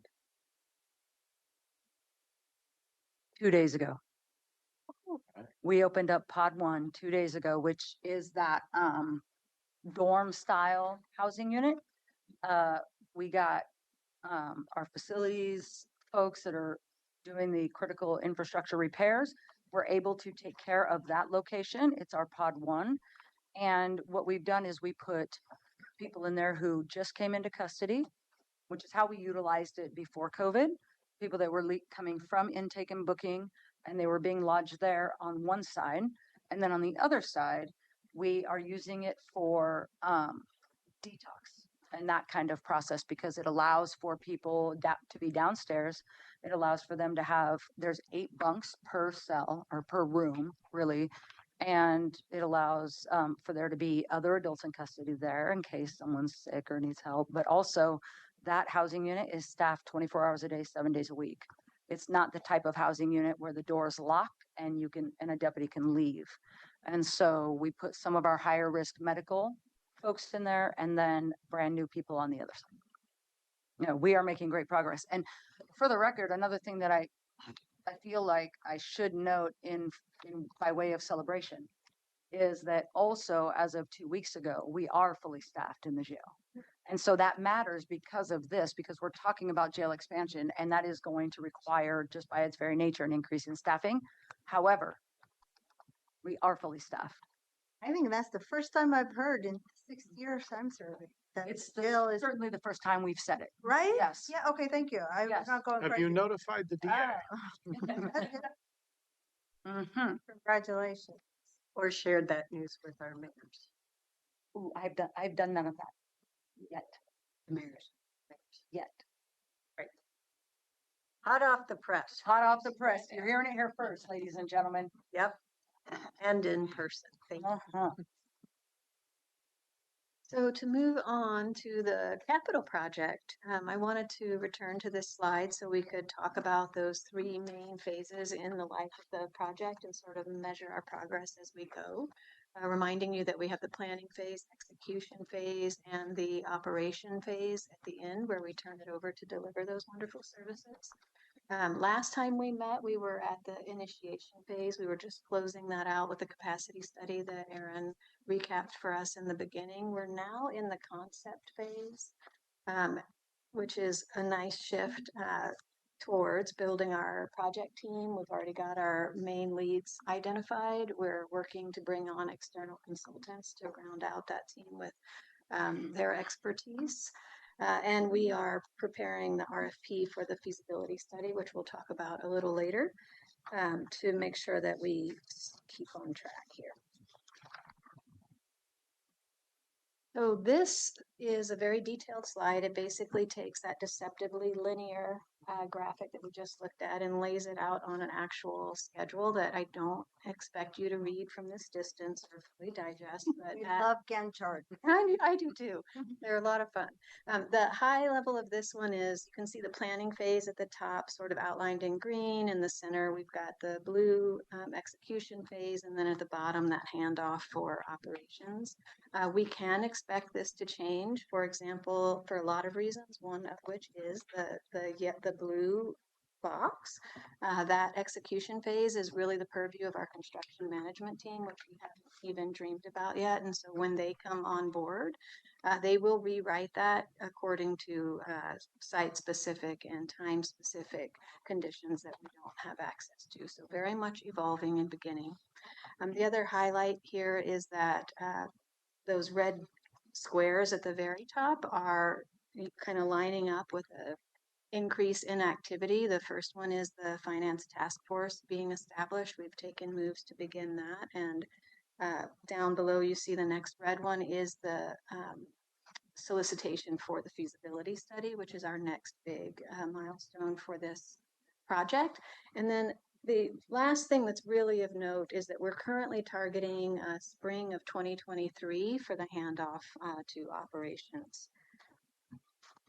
So, which means, board, I just want to underscore what you need to internalize. Spring of 2032, which means counting this year, because we're only a few weeks in, 6 more years of forced releases. That's all. And so I did the calculation in terms of when new boards are brought online. It's wonderful to have this first sketch of the date where this will be done. And my everything is crossed for hitting that. But there will be multiple compositions of new board members, as well as mayors and city councils that we need to assure we're on it in a big way and pushing really hard because the team is and doing a marvelous job, but it will take time. That's all. Thank you for emphasizing. Can I just ask, like, it's occurred to me that, and I should ask this long ago or known this, but I feel like a little incompetent here on this. I don't see any site selection activities. Is the assumption this is going on a site we control now? There is site selection activities. It may not be called out on Okay. this. So there is not a Are- presumed site for this, or I would think that we're all hoping that it's on the current footprint. Okay. However, that's you- that's all I was looking for. Is like, I just have never asked that. It occurred to me that I like should have a long time ago. Sorry. But there's a sub question under there, and you may not have the answer today, but I think we should come back. Where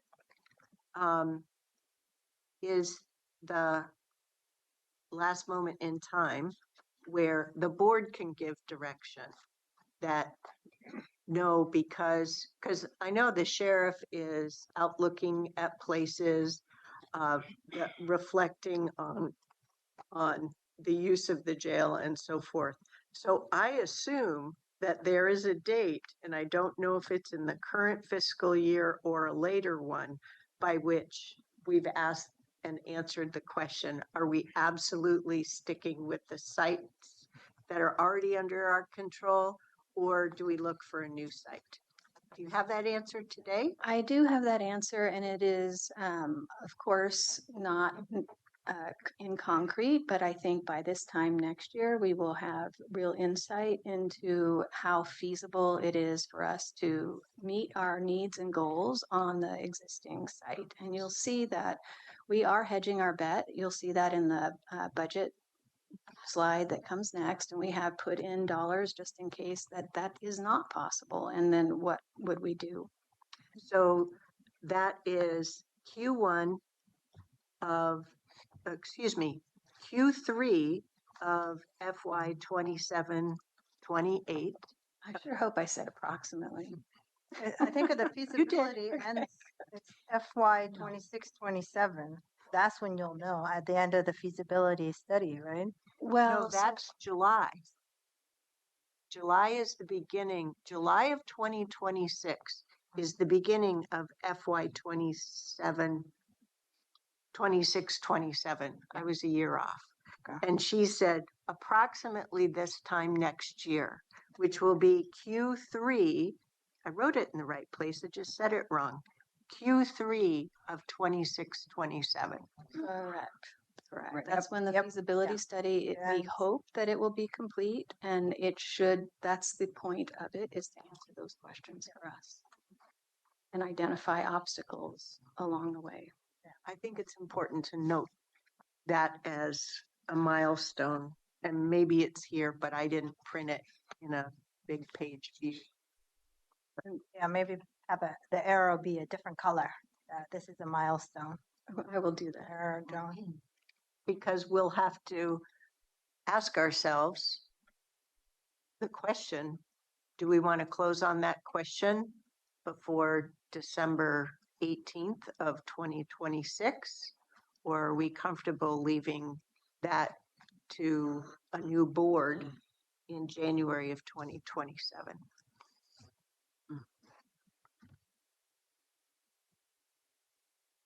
Did you have an answer to that question, Commissioner Willie? No, I didn't.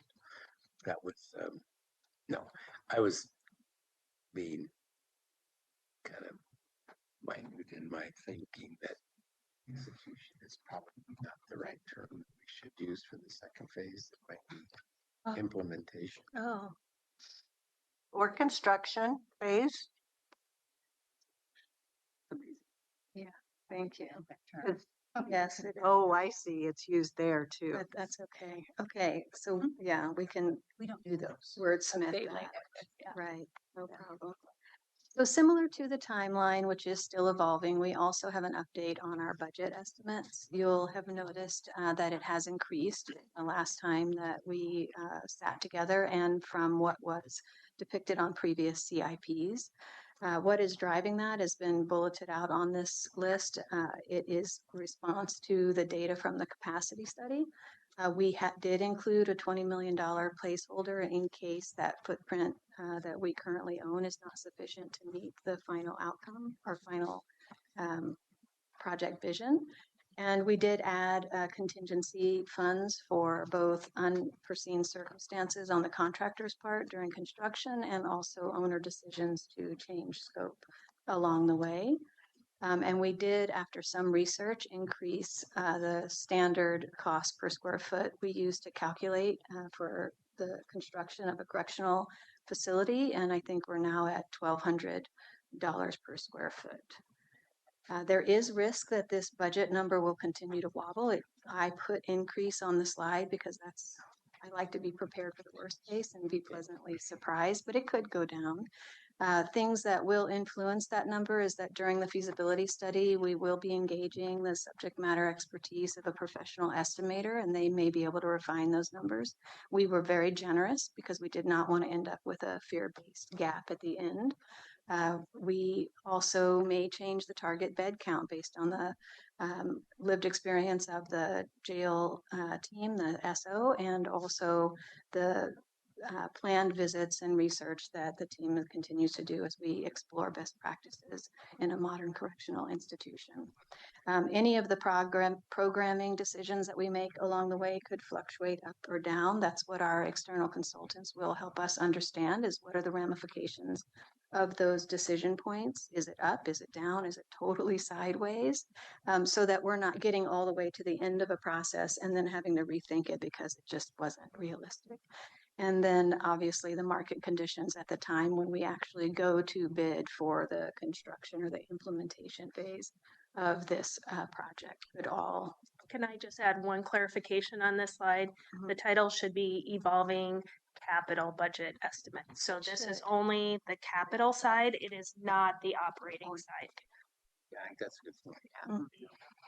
I will just observe that the percentage of the current budget that is represented in contingency is very large. I know you covered why, but that's a lot. It is a lot. It is those numbers, the 10% of construction cost and 15% of total project cost are industry standard. As I said, we did try to be conservative so that we would plan for the full cost of the project and not be caught unawares later. The project estimator may help us refine those, or will help us refine those. So they could shrink, but that's just where we start from because, you know, in the beginning of a project, there's so many unknowns that you really can't afford to try to, or you shouldn't. It's not best practice to try to dial it in this early in the planning. Just an observation. And Yeah. I think the public will, Yeah. you know, it also suggests that you aren't confident in what, and we're not at a phase where we would be. But I think, you know, over time, messaging to the public of what that sends in a project should be appreciated. I think that's well taken. We can We should become more confident as we get more into the planning. we will become more confident and you will see the contingency funds shrink over time. Okay. What I think we could do is communicate as this evolves, we can communicate a little more about why those contingency numbers are what they are. Could you just say what the bed count is under this projected cost? This is built to the capacity study recommendations. The 9. Yes, in that neighborhood. Okay, up from what we currently have now, Correct. or 950 new? That was a total. And we have right now 572. Plus community correction. Mm-hmm. Plus community corrections. So I don't know how many beds. Yeah, I have to look. But the plan is, I mean, Theirs was staying the way the around project is designed, it's going to be a complete replacement, right? We're not going to keep operating the current structure. The current jail. Yeah. Well, No, I that's a thought good this was question. just I don't new think stuff. that decision has been made yet. Oh. We may be able to utilize what exists. All right. We may not, but I think right now the assumption is that we would Especially utilize what if exists. we are currently putting into Yes. the jail. I would like to think we would. So we have a working assumption right now of continue utilizing the current jail and building out within the existing site. And that's what. The cost drop us about. dead, Yeah. the drop dead date, I realize just as bad of the term as confusion. So our experts will do a better job, but Q3 of FY 26-27, or this board makes the decision by the end of this year or leaves it to the new board in Q1. But we have to make a final decision.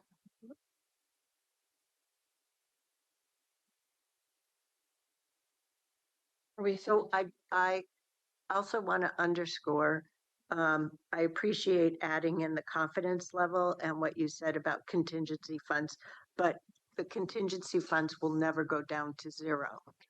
So I take this whole table as the current is the best estimate today, but it will only go up from here.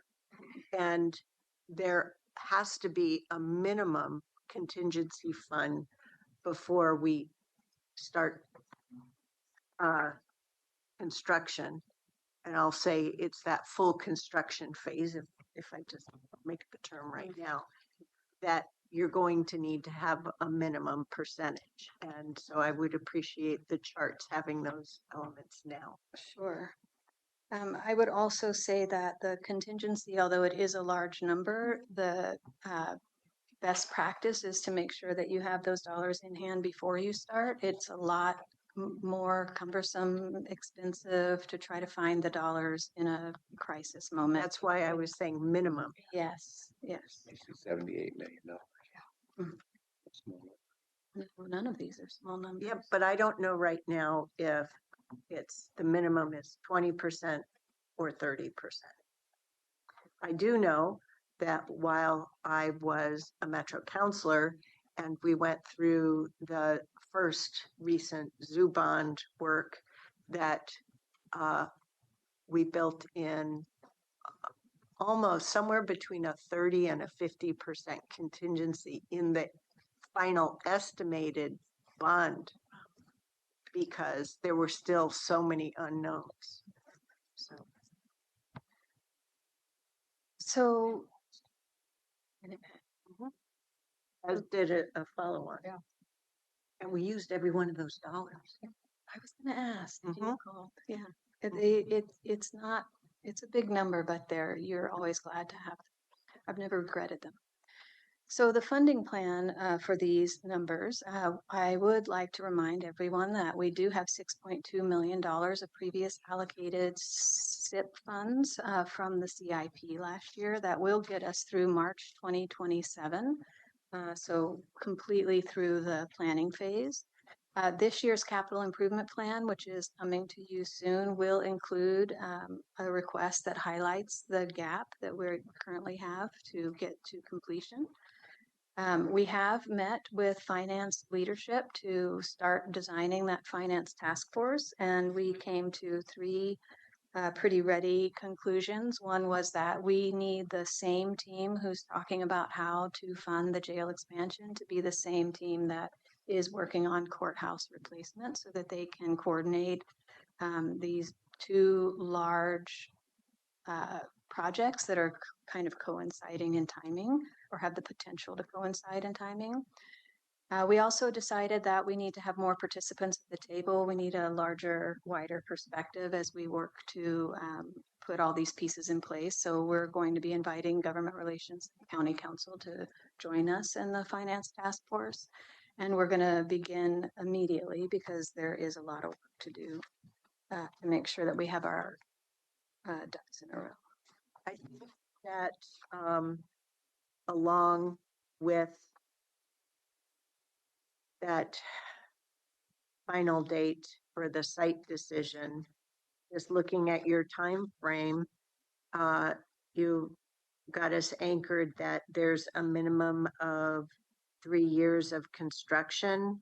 So no later than the end of Q4 of FY 27 are we going to have final ballpark number for potential finance scheme. So we're going to need to know, is it 700 million, 800 million, 900 million, or a billion? I mean, it's still, but we got to, politics have to line up, or we miss that early 2032 date. That's correct. So the board communication plan, as we pick up speed in this project, we are going to be creating touch points that align with the project milestones. As that schedule firms up, this is intended to make the best use of your time and ensure that the updates that we bring to you are meaningful. We will also be coordinating those touch points with the larger engagement and communication plans that are being developed now and will be governed by our feasibility study consultants. This will be the highest frequency of touch points that you'll experience is during the feasibility study and the early design activities, because those are when the project is most malleable. Once we kick off the implementation phase and move into construction, we will be slowing the cadence of our touch points, but we will never drop less than quarterly throughout the lifetime of the project. I just want to reinforce that that what she was talking about there is phases 2 and 4. So essentially what this means now is the demand on your time outside of these meetings. We'll have this project will come more frequently here, but outside of these meetings, not just for briefings, but engagement with all of our city partners is going to be higher, which is one reason why I made the offer, as you saw in my email, for repurposing your one-on-one time. Can I ask a question? If you go back to the previous slide, actually, you mentioned, wait a minute, where am I here? You mentioned the team concept on the courthouse and the jail expansion. Yep, slide 8. Can you talk more about the interdependencies there? And what you see as those, I assume, the interdependencies that will drive the necessity to have a shared team. I mean, I can kind of think of some, but I also, there's so many, the variables are different for the courthouse than they are for jail expansion. So that's why I'm asking your thoughts around that. They are, and I will say that I am not a finance person, but what I see as the interdependencies are that these are both large magnitude dollars that we are going to have to go for outside dollars. I do not know what those outside dollars are. That's where we would be calling John Steyer up to talk, or maybe Ms. So it's really about how we're going to be raising the funds for both of these projects in a relatively confined time. Yes, the timing. Also, I will say that for the courthouse, there is the second layer of the state funding, and how and when exactly does that come through, and how are we prepared to match it when it does. And that's what I was talking about, the complexities and the differences, Yes. and whether or not those two are interdependent from the standpoint of if there's a no-go on one, what happens to the other.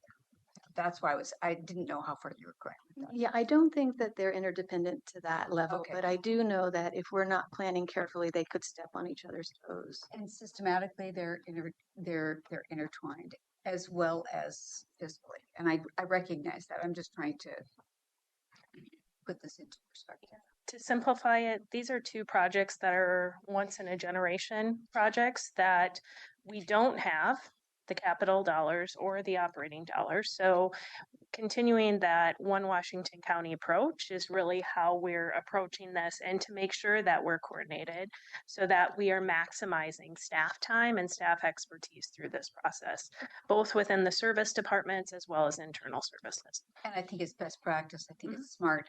My head just went to, oh, what is, all of a sudden it went from here to here.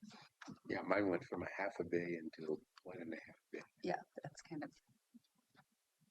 Well, and somewhat related to that, 4 of us had the opportunity to hear last Wednesday, but I don't know if you know, Commissioner Willie, that when we met with the at least some of the Washington County Legislative Caucus last Wednesday morning, that Rep. Chaichi shared with us that the planning dollars that we received from the state for the courthouse were viewed as consolation prize, seeming to indicate that those dollars are further at risk in the short session. Consolation prize. Huh? Yeah, I jumped out of my skin. Thank you. You're welcome. Thank you for the question. So the piece that we're working on right now, as I mentioned earlier, is the solicitation for the feasibility study. This is a slide that we've seen different versions of since we began this conversation. It provides the most detail to date on the scope of work that we will be posting next week if everything goes as planned. The high-level stakeholder engagement, the visioning workshops, the programming, operation, and design considerations, site and infrastructure analysis, which is where we will do that deep dive on the suitability of our existing facilities and site, and the financial and funding strategy. They will be able to help inform that base, hopefully, if we get the right team, they will be able to help inform that based on experience across the country building facilities like this.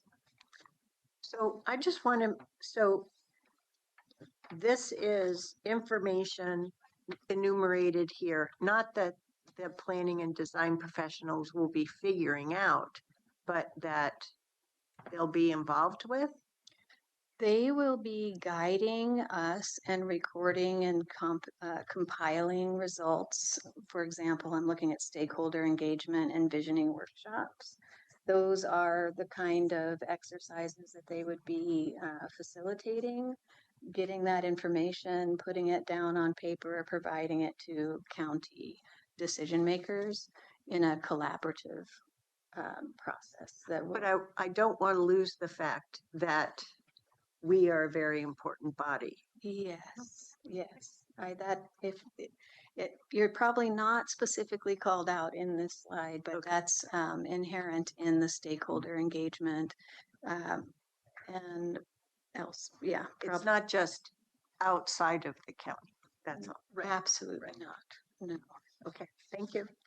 You're welcome. Thank you.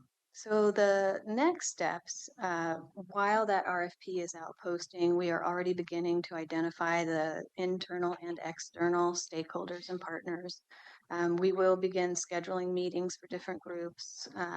We will select consultant for the feasibility study and execute that contract, kick off the feasibility study, and start planning for project team visits to existing facilities that we feel example the best practices that we're interested in incorporating into our new facility. So that's the list of things we hope to achieve before we meet with you again. Which the sheriff is 100% part of and already doing. Correct. Yes. Yeah. Making sure. Yep. Yeah. That was the other thing I was going to mention as well, is I think, when you talk about Sherry, what this board does, it's also in connection with the sheriff as well. Yes. It's a collaborative process across the board. It will have people at the table every step of the way. But what is vital as one of 5, we cannot build or accept a jail design or a jail construction that our elected sheriff does not support. Exactly. A whole nother county did that. So, Yeah, we're not doing that. Don't understand. we just need to document it. I know, I We appreciate as that elected very much. officials all need Yes. to also be one Washington. Yes, Right. That's agreed. right. That's right. Absolutely. And I will share that my particular experience over the course of, 25 years working in the jail specifically makes it more of a priority for me. A, that we get this right, but B, that you all are part of the process because it really is public safety for the entire county. And it's not good enough for us to follow best practices. This is our opportunity to set better practices and to provide our entire county a care facility, essentially, which is what we've become beyond just having adults in custody awaiting adjudication. The adult in custody that we are serving now is drastically different than it was just 10 years ago. And COVID showed us that we are truly a congregate care facility.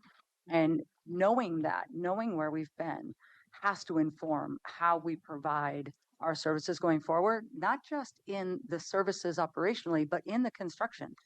Because we've also seen how being in that space for 12 to 16 hours a day for our staff also provides a long-term negative impact. And we have to think about that as we are designing construction to be a place where recidivism can be impacted positively and our staff can also thrive. So, you want to articulate the questions? I sure can, just do repeat that. them for you. Yeah, just so is your board comfortable with the project approach that we've outlined today? And then the second question, we've heard this mentioned in a couple of work sessions prior, is just, does your board wish to provide a more formal approval at a board meeting or something of the project plan? I did hear you talk about a little bit of the timing ahead at the end of this calendar year, and so that may be a consideration, but whether your board wants to direct us to bring this project plan back to a board meeting. I'll go last. I've asked my questions. I'm comfortable with the approach, and I don't have a strong opinion about whether we need to provide a more formal approval or whether this is good enough. I guess from my standpoint, Jason, the formal approval, again, Catherine's mentioned this several times, there's going to be at least a couple of new commissioners. Yeah. And I think we need to send a pretty strong message going into 27, the new generation of commission, of that we've done a pretty thorough job of going through this. We've done the due diligence, right, and planning, and this is the decision. And we're signing off on it. Yeah. Absolutely, giving it the approval. I also think it's, Go am I ahead. interrupting you? No, go ahead. I also think it's an opportunity for us to communicate directly with the public. And I'd also ask in here, where are we communicating with our other partners? Catherine brought this up earlier with the mayors and our key partners in this before we go to the formal approval. I just think that the awareness is an important part, but the commitment is what happens in the formal approval. And that's what I like as well. Commissioner Fye? Thank you, Sheriff. Good to see you. Thank you for your presentation. It was very well done. I thought it was very robust and dynamic in terms of the topic and how the conversation unfolded. Question number one, I am comfortable proceeding. The second question you've asked, the slide before this, there was the last week of January called out. So how does that interrupt with your flow? Because it seems like we could just do either way. So I don't want to. I don't either way. Or we can move forward with your slide number. I think at 10 is what I'm referring to post the last week of January is what you're trying to do in terms of solicitation for the feasibility analysis. Correct. And I'm asking, not in a clear way, probably in a messy way, if we were to formalize and considering the rolling agenda and how busy that is and how it needs to be finagled, will that interrupt the flow you're going with to keep marching on the last week of January to do solicit the feasibility study? I do not think that it would interrupt this particular activity, which is a solicitation for contracted services. That it is contributing to an investigatory product. It's still not a commitment to the project. It's just a product that's going to get us more information so that we can further inform the project plan down the road. It is important that we get started on that activity because that's where the meat to most of the answers that you've asked for today will come from that activity. Okay. I'm comfortable. I can go with whatever the majority board decides on the last question. And then I will say one thing about the task force. I was hoping sort of like, this is something that would outlive, if we were to build a new jail, it would outlive many of us. And which is what you want, right? Like you want something that will outlast generations. But this board should have a say in that task force is what I was like sort of having like be a bit more thoughtful in how we construct and have a bit of a conversation of who else is missing. Like where does so-and-so fit in? Not so-and-so like an individual, but as an establishment or an institution or an organization. But I didn't hear, but I'm willing to wait and react to when you do come back, sort of the composition of that task force, then to say what else is missing. So I don't need to hold up that process, but I was hoping a little bit of a buy-in or involvement from the board conversation. So And I point think of that- clarification, there is no task force. There is the executive steering committee and internal planning committee, various work groups that they're talking about. And there is a stakeholder engagement plan, which does pick up engaging with some of those folks that you were alluding to. But Yeah, I you missed agree that. there's been no aforementioned task force. Well, I missed the financial task force. But it's I'm a mixing the finance. terms. That's Right. internal. That's Yes. internal. That's internal. One thing we Where need is to talk correct about in today. where I'm going, I just mixed it up my terminology because I did see previous slides Yeah. of a task force. The chair is correct. Yeah.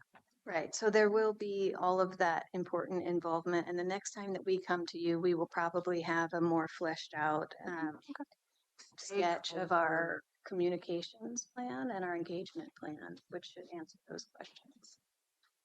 No, I'm not saying anything. okay, That's not Yeah. my question. Okay, so I'll go as last. Am I comfortable with this project approach? Yes. I have 2 items to go over. I think there's some feedback on the graphic, which is awesome, but we're going to need to repurpose it in many ways. I'll just take that offline with Aaron. On the slide marked evolving timeline, we've been here before with this piece of feedback. Just date that individual title because people lift slides and use it to their own advantage. So this is the evolving timeline as of whenever last Thursday was. I can't remember last Thursday's date, when the packet was posted. Okay, so, and this, you've already covered how that 2032 date, spring of 2032 is our best first available date. On to the second bulleted question, a more formal approval of the project plan. Well, I'm not 100% sure what the project plan is that you're talking about. I firmly believe, given my 19 years of experience as an elected official, that we do need to identify milestone dates in the evolving timeline that close the gates behind whoever that board is and not revisit questions that have been asked and answered, because we know as elected officials that we have to accept what a prior board did. AKA there's a thing called an event center, right? I accept that the decision was made. We're building an event center, even though in our very first month, we had to approve a CMGC contract. Okay, but I wasn't gonna kick us back to the beginning because that just isn't acceptable for elected officials to do. But I do think we need clarity on that. Uh, there's not very many of them, but I think based upon my experience, you will be well served if that is clear. And that, yes, I do believe there needs to be more than just one board approval, right? Um, but and not just one. But I'm happy to sketch out like before, or and have you bring it back to this board to say, does it seem acceptable? But yes, I absolutely see us having a sooner approval to move forward because you've brought us sufficient data for us today to say, yes, we're moving forward. We need a tiny bit more clarification at some future date, but I believe strongly. This board, are you thumbs up to keep going? Yes. Okay. And thank you. Thank you. But let's firm up a couple different things real quick before we bring it to the business agenda.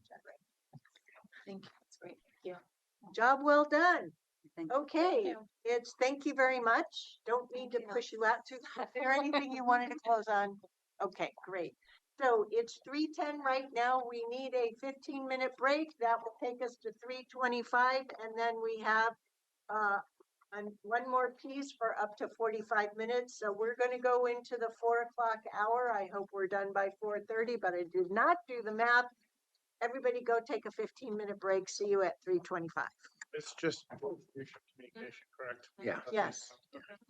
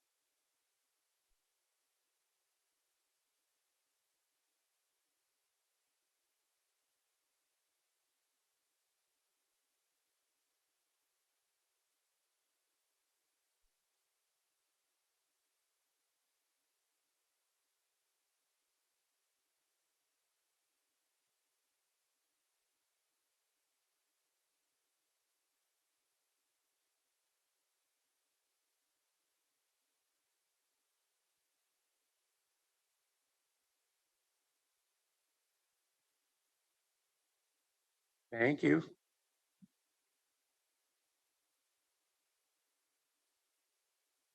Welcome back, everyone. We're live. Over to you, Eric. Yes, thank you. We're back from break and are moving now into board and leadership communication. I suggest we do leadership communication first. So, Alex, why don't you start today? Yes, Chair. Commissioners, a very quick update. We anticipated it ending last week, but Clay and Sanchez versus Washington County continues today. In fact, I think they are starting closing arguments now if they haven't already. So we've got a couple people over there watching. As soon as we have a resolution in that case, we'll let your board know. And that's all I have for you. Good afternoon, Chair, Board of Commissioners. As I mentioned in an email to the board last week, our transition to workday reached an important milestone. Payroll. We paid people. And we paid people through our standard payroll process. So that's another huge aspect of this because I was worried if something went wrong. We had backups to backup plans to get people their paychecks, but just want to commend the finance team for their due diligence through this process. What's really interesting about the payroll component of finance is that we had not seen over the implementation turnover of staff. So I just want to lift that up, that when we have stable staffing levels, it really helps on execution of any program or service. In this case, I do believe that was one of the factors that helped us have seamless payroll. And in addition, sometimes we learn more about other entities when things don't go well. And so by really reaching out to the entities where their payroll transitions did not go well, and then learning from what would have they done was really brought into our pre-planning work. The other piece I just want to commend your board on is in the project plan, staffing for the adequate overfills so that we had overfills so that we could do our day-to-day work as well as work on the transition. So huge milestone, kudos to staff, and especially because our payroll team isn't a team of staff that your board interacts with on a day-to-day basis. This is a bit, my next update is a bit in the rear view mirror because your board had approved this during your board meeting, but just want to highlight that your board approved WCPOA contracts, both the ECU, the Sheriff's Office deputies, and SSG support team members. So just want to give kudos to all members of the Sheriff's Office who are involved in this, both from the management side as well as the union side, and also Ann Ober and Shalonda Simpson and Debbie Watkins getting us to the finish line. So this is huge for us delivering day-to-day services, and also from a cultural standpoint, open contracts do not help culture of any work group or any organization. And just thank you for your continued board support in this work. And that concludes my update. Thank you. Ms. Edwards for Clean Water Services. Good afternoon, Clean Water Services Board of Directors. Quick update from me. Just want to let you know that the CWS recruitment for our general manager position is live on the RefTelis site. It should be live on our website soon. And over the course of this week, you will see social media posts going out and ad placements in more than a dozen different regional and national job boards, including NACWA, WEF, ICMA, AWWA, LOC, AOC, all of the alphabet soup. And so we're doing the full court press to make sure that we get the word out on this recruitment. And I was talking with Heather earlier today and just getting initial updates. Could you send the final job brochure to us? Yes. Thank you. Also this week, the CWS executive leadership team will be taking a tour of the new lab that's under construction in Forest Grove. This is a major project for us. Many of us, some folks have been working on it for a very long time, and for others, it will be our first visit. It will be my first visit. So I'm going to bundle up. It'll be pretty chilly out there. But I think because this is such a critical asset to the district, looking forward to that event and figure out a time to get you all out there as well. That's it for CWS. Exciting. Yeah. Great. Thank you. Board communication, who would like to go first? I will.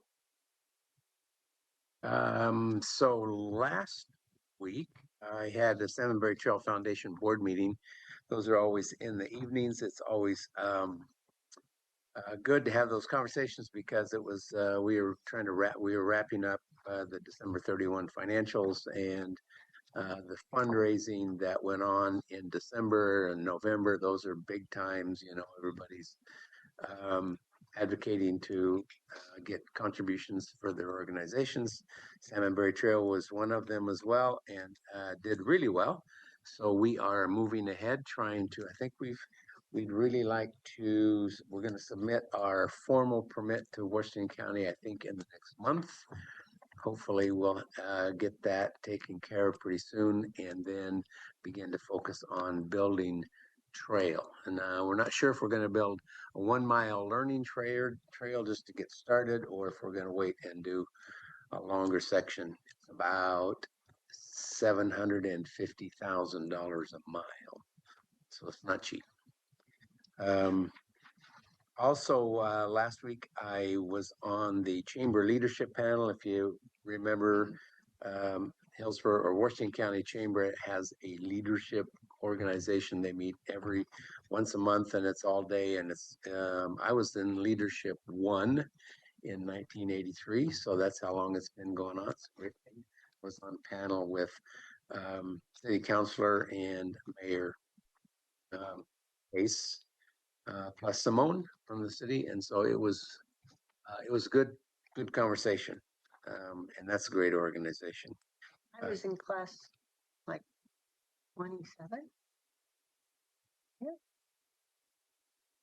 It's good. You get to go on a helicopter ride.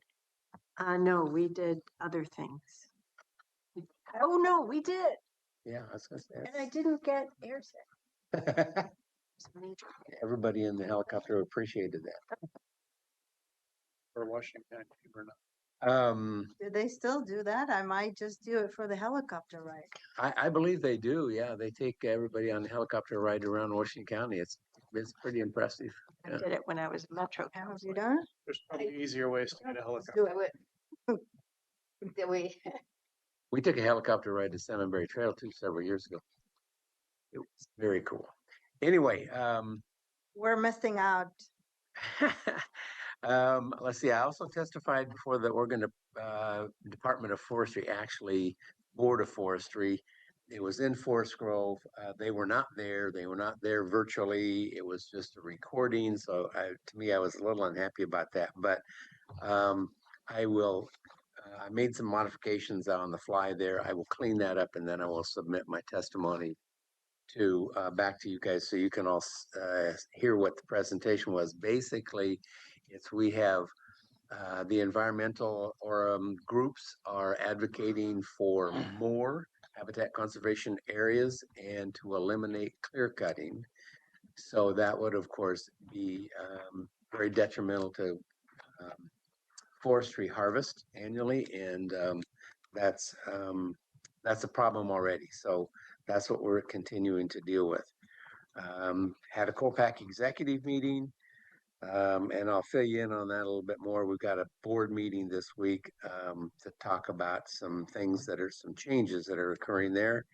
Got a GRO and an RTFO update last week, so thank you for that. Have an on-call session for the new TV Highway Policy and Budget Committee meeting coming up, ROMAC, and let's see what else. I'm going to be going to start my tour of the 6 cities council meetings, as I do about every 4 months, to just update them on what Washington County is doing. So my first one next Monday night before school. I'll go next. Okay with you guys? Yep. I think be short. I always say that and quite smart. Last Wednesday, I had a great time down in Salem. That was a really good meeting. Thank you to GR for organizing that. I don't know that I liked everything I heard, but it was a good meeting from the standpoint of just continuing to reinforce the relationships that we all have with our elected legislators. I think that that's an important piece moving forward. So thank you for the work there. And it was time well spent. Thank you, Demeta, for a quick tour of some other places around the Capitol as well. On Thursday morning, I attended the Portland Metro Chamber State of the Portland Electorate Breakfast Forum. Jason was there as well. It was the presentation of a survey, and it was the same group that did our survey that we saw last week, but it was regional in nature and a little bit more in depth. I had those results, and do you have them as well? I can share them with the board if you'd like, if you would like to see them. So Echo Northwest didn't do it? Echo North, no, it's not Echo Northwest. It was DHM. DHM did it. Oh, The same group yeah. that Okay. did our survey, They've and got 7 years worth of results now that are longitudinal. Oh, and okay. it's very interesting to see where lines are crossing and where people are diverging in their. Some stuff is shifting and some is not. Mm-hmm. So it was well worth the time. And Then also pay attention to the difference in the question Mhm. of the venue. yeah, People asking for the question big or smaller county specific. So we didn't have a chance to raise our hands for questions because one of my questions was going to be is can we see this data disaggregated by county and but I talked to Andrew Hone afterwards and there's some hesitancy on that. Oh, yeah. So They did present a few metrics with that in there, but not a lot. not a lot. Not what I wanted. It started with wrong track, right track, which we see all the time, right? And I just my back goes up a little bit when everybody's on the wrong track. It's like, well, by how much? So anyway, then this week I have RWAC this week, and I'll be doing an update with our internal folks to get ready for that. It's the topic is shaping the regional garbage transfer system, and we've been going through this for a while. On Thursday, I'll be at the Beaverton Chamber Annual Luncheon, and then I am on Friday going to be attending the RDPO meeting. RDPO meeting focus. I don't have the agenda. I looked for the agenda. I don't have the agenda right in front of me, but I am reasonably certain that it's about the restructuring that we need to go through given the budget cuts to RDPO with the FEMA dollars going away and with the federal situation. So I'm done. Okay. I too enjoyed the Salem trip. It was really good to be in the building, especially since the construction was done. And I was able to see their committees downstairs. It's brand new committee rooms that they have in the downstairs, not the upstairs one. That one hasn't been changed, but that was really good. I ended up not leaving until like almost in the afternoon. So that was a lot of good conversations. There's kudos to the legislatures that are really balancing a lot of competing priorities, but it was really good. I thought we showed a united front for Washington County and a lot of good things that came out of that. In terms of the following day, there was JPAC. I know I mentioned the high level, what was on the agenda, but I wanted to just elevate for this board 2026 JPAC work plan and what they're going to be working on in terms of the next focus areas for the year. One thing that's moving forward is the interstate bridge replacement project. There are a lot of trepidations about that, but that is moving forward. And then priority is addressing funding shortfall at the state legislative. That's still a priority. And then obviously, as many of you know, transit and TriMet is facing a lot of budget deficits, and there's a lot of conversations about that. And that's going to be the future transportation and transit in our region is going to be a big conversation coming out of JPAC. So I anticipate our board having positions around transit coming forward soon. In terms of topics and the buckets they will focus on, the RTP implementation work plan and as well as regional projects that are moving forward. It was highly elevated TV highway transit project to be one of those. So we're still moving forward and having, and then for the first time, not first time, but ODOT gave a 10-year capital investment plan. They were working on, I think, Commissioner Willie, are you R1 Act? No, I'm Commissioner? Northwest. You're Northwest. Jason's R1. Perfect. You both have received the presentation. Right. Yeah. Right. So same information came to us.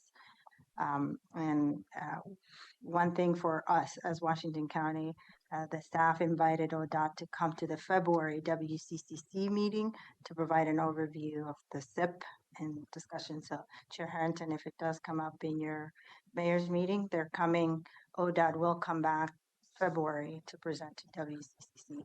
I didn't hear you. What they're coming to do a presentation on? The 10-year said capital SIP. investment plan. Okay. CIP, SIP. That's okay. ODOT's Okay. biggest CIP. priority, I think, was. Yeah, this is the link. I think I reported out on the fact that they Yes, thank presented this, that they're trying to get more planful. Now they're engaging. Mhm. Sounds like more Yeah. groups. Yeah, there's a lot of, We're not going to see it as part of their S-tip. They're working on how to integrate those things. Okay. Yeah, that's why it was a little confusing. What is the what we're talking? Well, I think this STIP just has too short of a, like they're not doing enough longer range planning is the problem. Got it. so that's done. Any questions? Okay.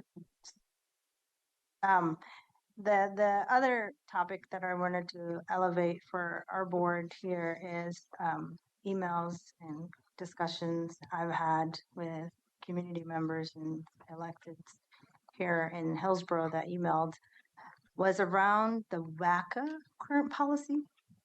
WACA. Which policy? WACA. Communications. Right, I know, but what policy about it? Yeah, getting there. Oh, okay. 39 seconds. So what they're wondering, and I had a really good conversation, and I intend to share this notes because it was really good with Under Sheriff Cook, is that the community members were requesting or wanting to know, how do we classify when dispatch is activated, and how do we document, or how those documentation is preserved? And obviously you can kind of guess where people are leading of what the question is about, is when community members call for ICE stuff, or they actually call for actual safety, other safety, how do we classify? And I think John Cook had a really good response that I felt comfortable, that I intend to email, and I will provide visibility to what those comments were. But I just want you to know if that comes up about conversations about or questions about WACA and how do we classify the calls that we get, whether they're civil or criminal. The calls. So when you say we, it is not we, the Washington No, County yeah, administration. we clarify for them too. Yes, we're not in control of WACA. But yeah, That'd be we're not. That'd be an interesting results, though, because we don't really think of WACA classifying. We just think you call WACA because That's you it. want an ambulance. Yeah, I never knew. Yeah, the distinction between civil enforcement activity, criminal, or immediate public safety concerns is what their calls around that. But you know, Under Sheriff John Cook is a very big expert on this, and I feel comfortable with the answers he gave me, and I'll provide to them. Yeah. I don't know, and there's more. But I never thought about WACA question coming to county commissioners. And I was quick to say, well, let me ask Under Sheriff Cook because I had my briefings. Okay, and then last thing I want to, No, you're out of time. I'm out of time. You're way out of time. Way, That's okay. You could have took Pam's minute and 43 seconds. I probably did and then ran out of time. Yeah. I want to use my time. I'm not going to do any other updates, but I want to use the 5 minutes to determine whether or not we have enough support to move forward and provide some direction to staff around the request for some sort of a rule of law. So before we get to that question, I'll repeat again that before we can say, yes, we want to take an action on a resolution and order on rule of law, we first need to know if we deviate from right now, our legal staff is maxed out. So in order for them to spend any time on this, it means something else has to come off the So I must not be communicating very well because I want to have a discussion about whether we even want to ask them to do that. Great. Which is what I thought I just said. No, I thought I heard it as that third question, not that two-part first question. So thank you for the clarification. Alex, before we go to that latter question, how much time do you need to figure out in order to take a look at a community proposed rule of law resolution and then bring something to this board for potential consideration? We then can decide if there's 3 members that want to bring it to a business agenda. But I have no clue how long that takes. It depends on the scope of what your board wants to bring forward. If it's the current draft resolution that I saw in the constituent report, there are a substantial number of legal conclusions in that draft of an RNO. And if you were asking us to go back and interrogate each of those individually to determine whether those legal conclusions are correct or not in our estimation, I can't estimate for you how much time that would take. It could be a full-time job for somebody for a number of weeks, probably. But in general, a rule of law RNO that communicates the board's commitment to the rule of law, it should be fairly simple and straightforward, I would think. And I'll just contribute that I think that from my vantage point as a member of this board, just one of 5, that to me, the rule of law, until I hear a better definition from legal, but in general, for the United States of America, there's the U.S. Constitution, the Bill of Rights, and all of the U.S. laws that are the result of approval by Congress, approval by the then President of the United States, as well as all of those that have stood the test of time through the Supreme Court, sort of reinforcing that 3 body.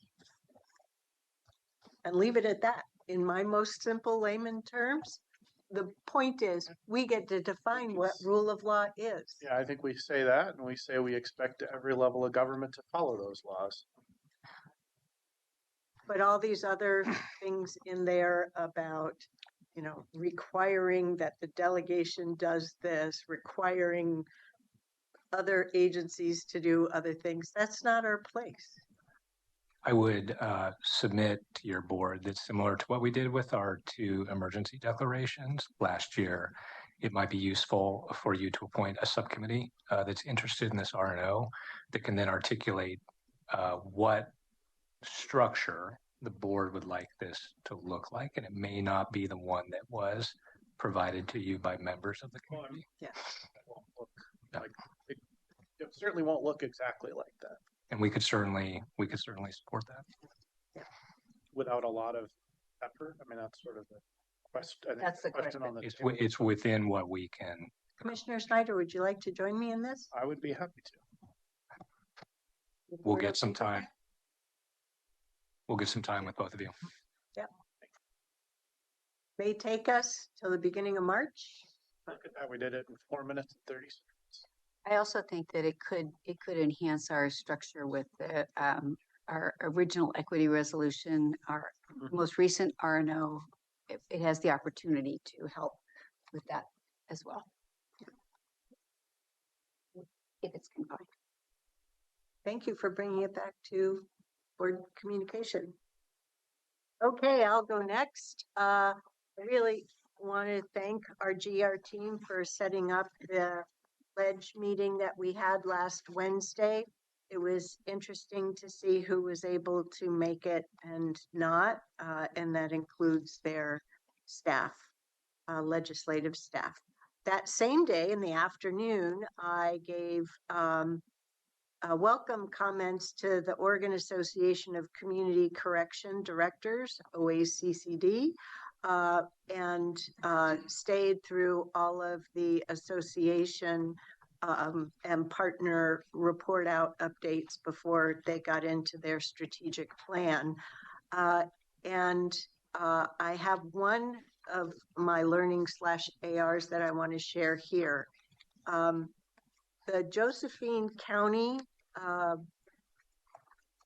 director did a very good job of very crisply letting DOC know that legislators are missing the point, that we in the counties have to keep doing what we're doing in community corrections, or they will need to build a new prison. Because right now the legislature is thinking, well, we're just going to make you do new and different things, that what you're doing now isn't based on BKMs that are ever evolving, which they are, but more so, they're threatening current funding as well as talking about, since it's not indexed, and they haven't been following the actual cost study, reducing further. So I said this last week on the assessment and taxation, boiling it down to the very simplest message here too. OECD folks are marvelous, top drawer, but they're highly technical and speak their own community corrections language, and we know our legislators don't. So more to happen there. But I really want to give further appreciation to our Community Corrections Assistant Director, Kaylin Barrios, as well as our two Community Correction Division Managers, Karen Ledoux and Lonnie Keller, for the work that they do. They also had a couple of their colleagues at the very same meeting.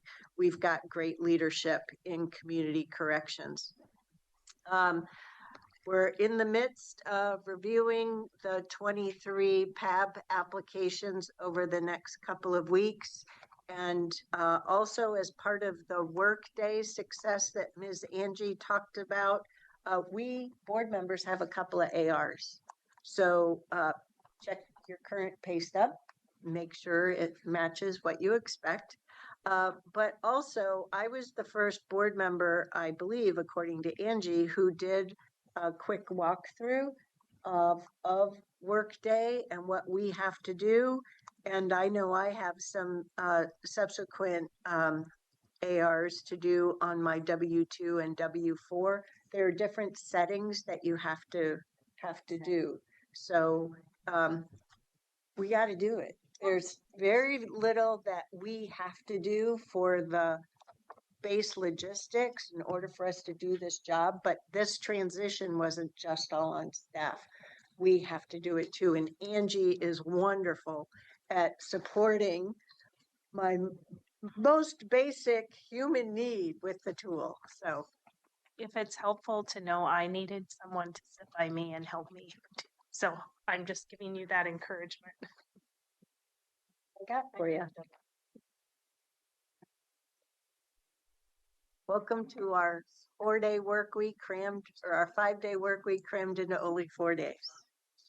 Okay, so that's it from me. So we managed to have board and leadership communication in less than 45 minutes. So I believe we are done.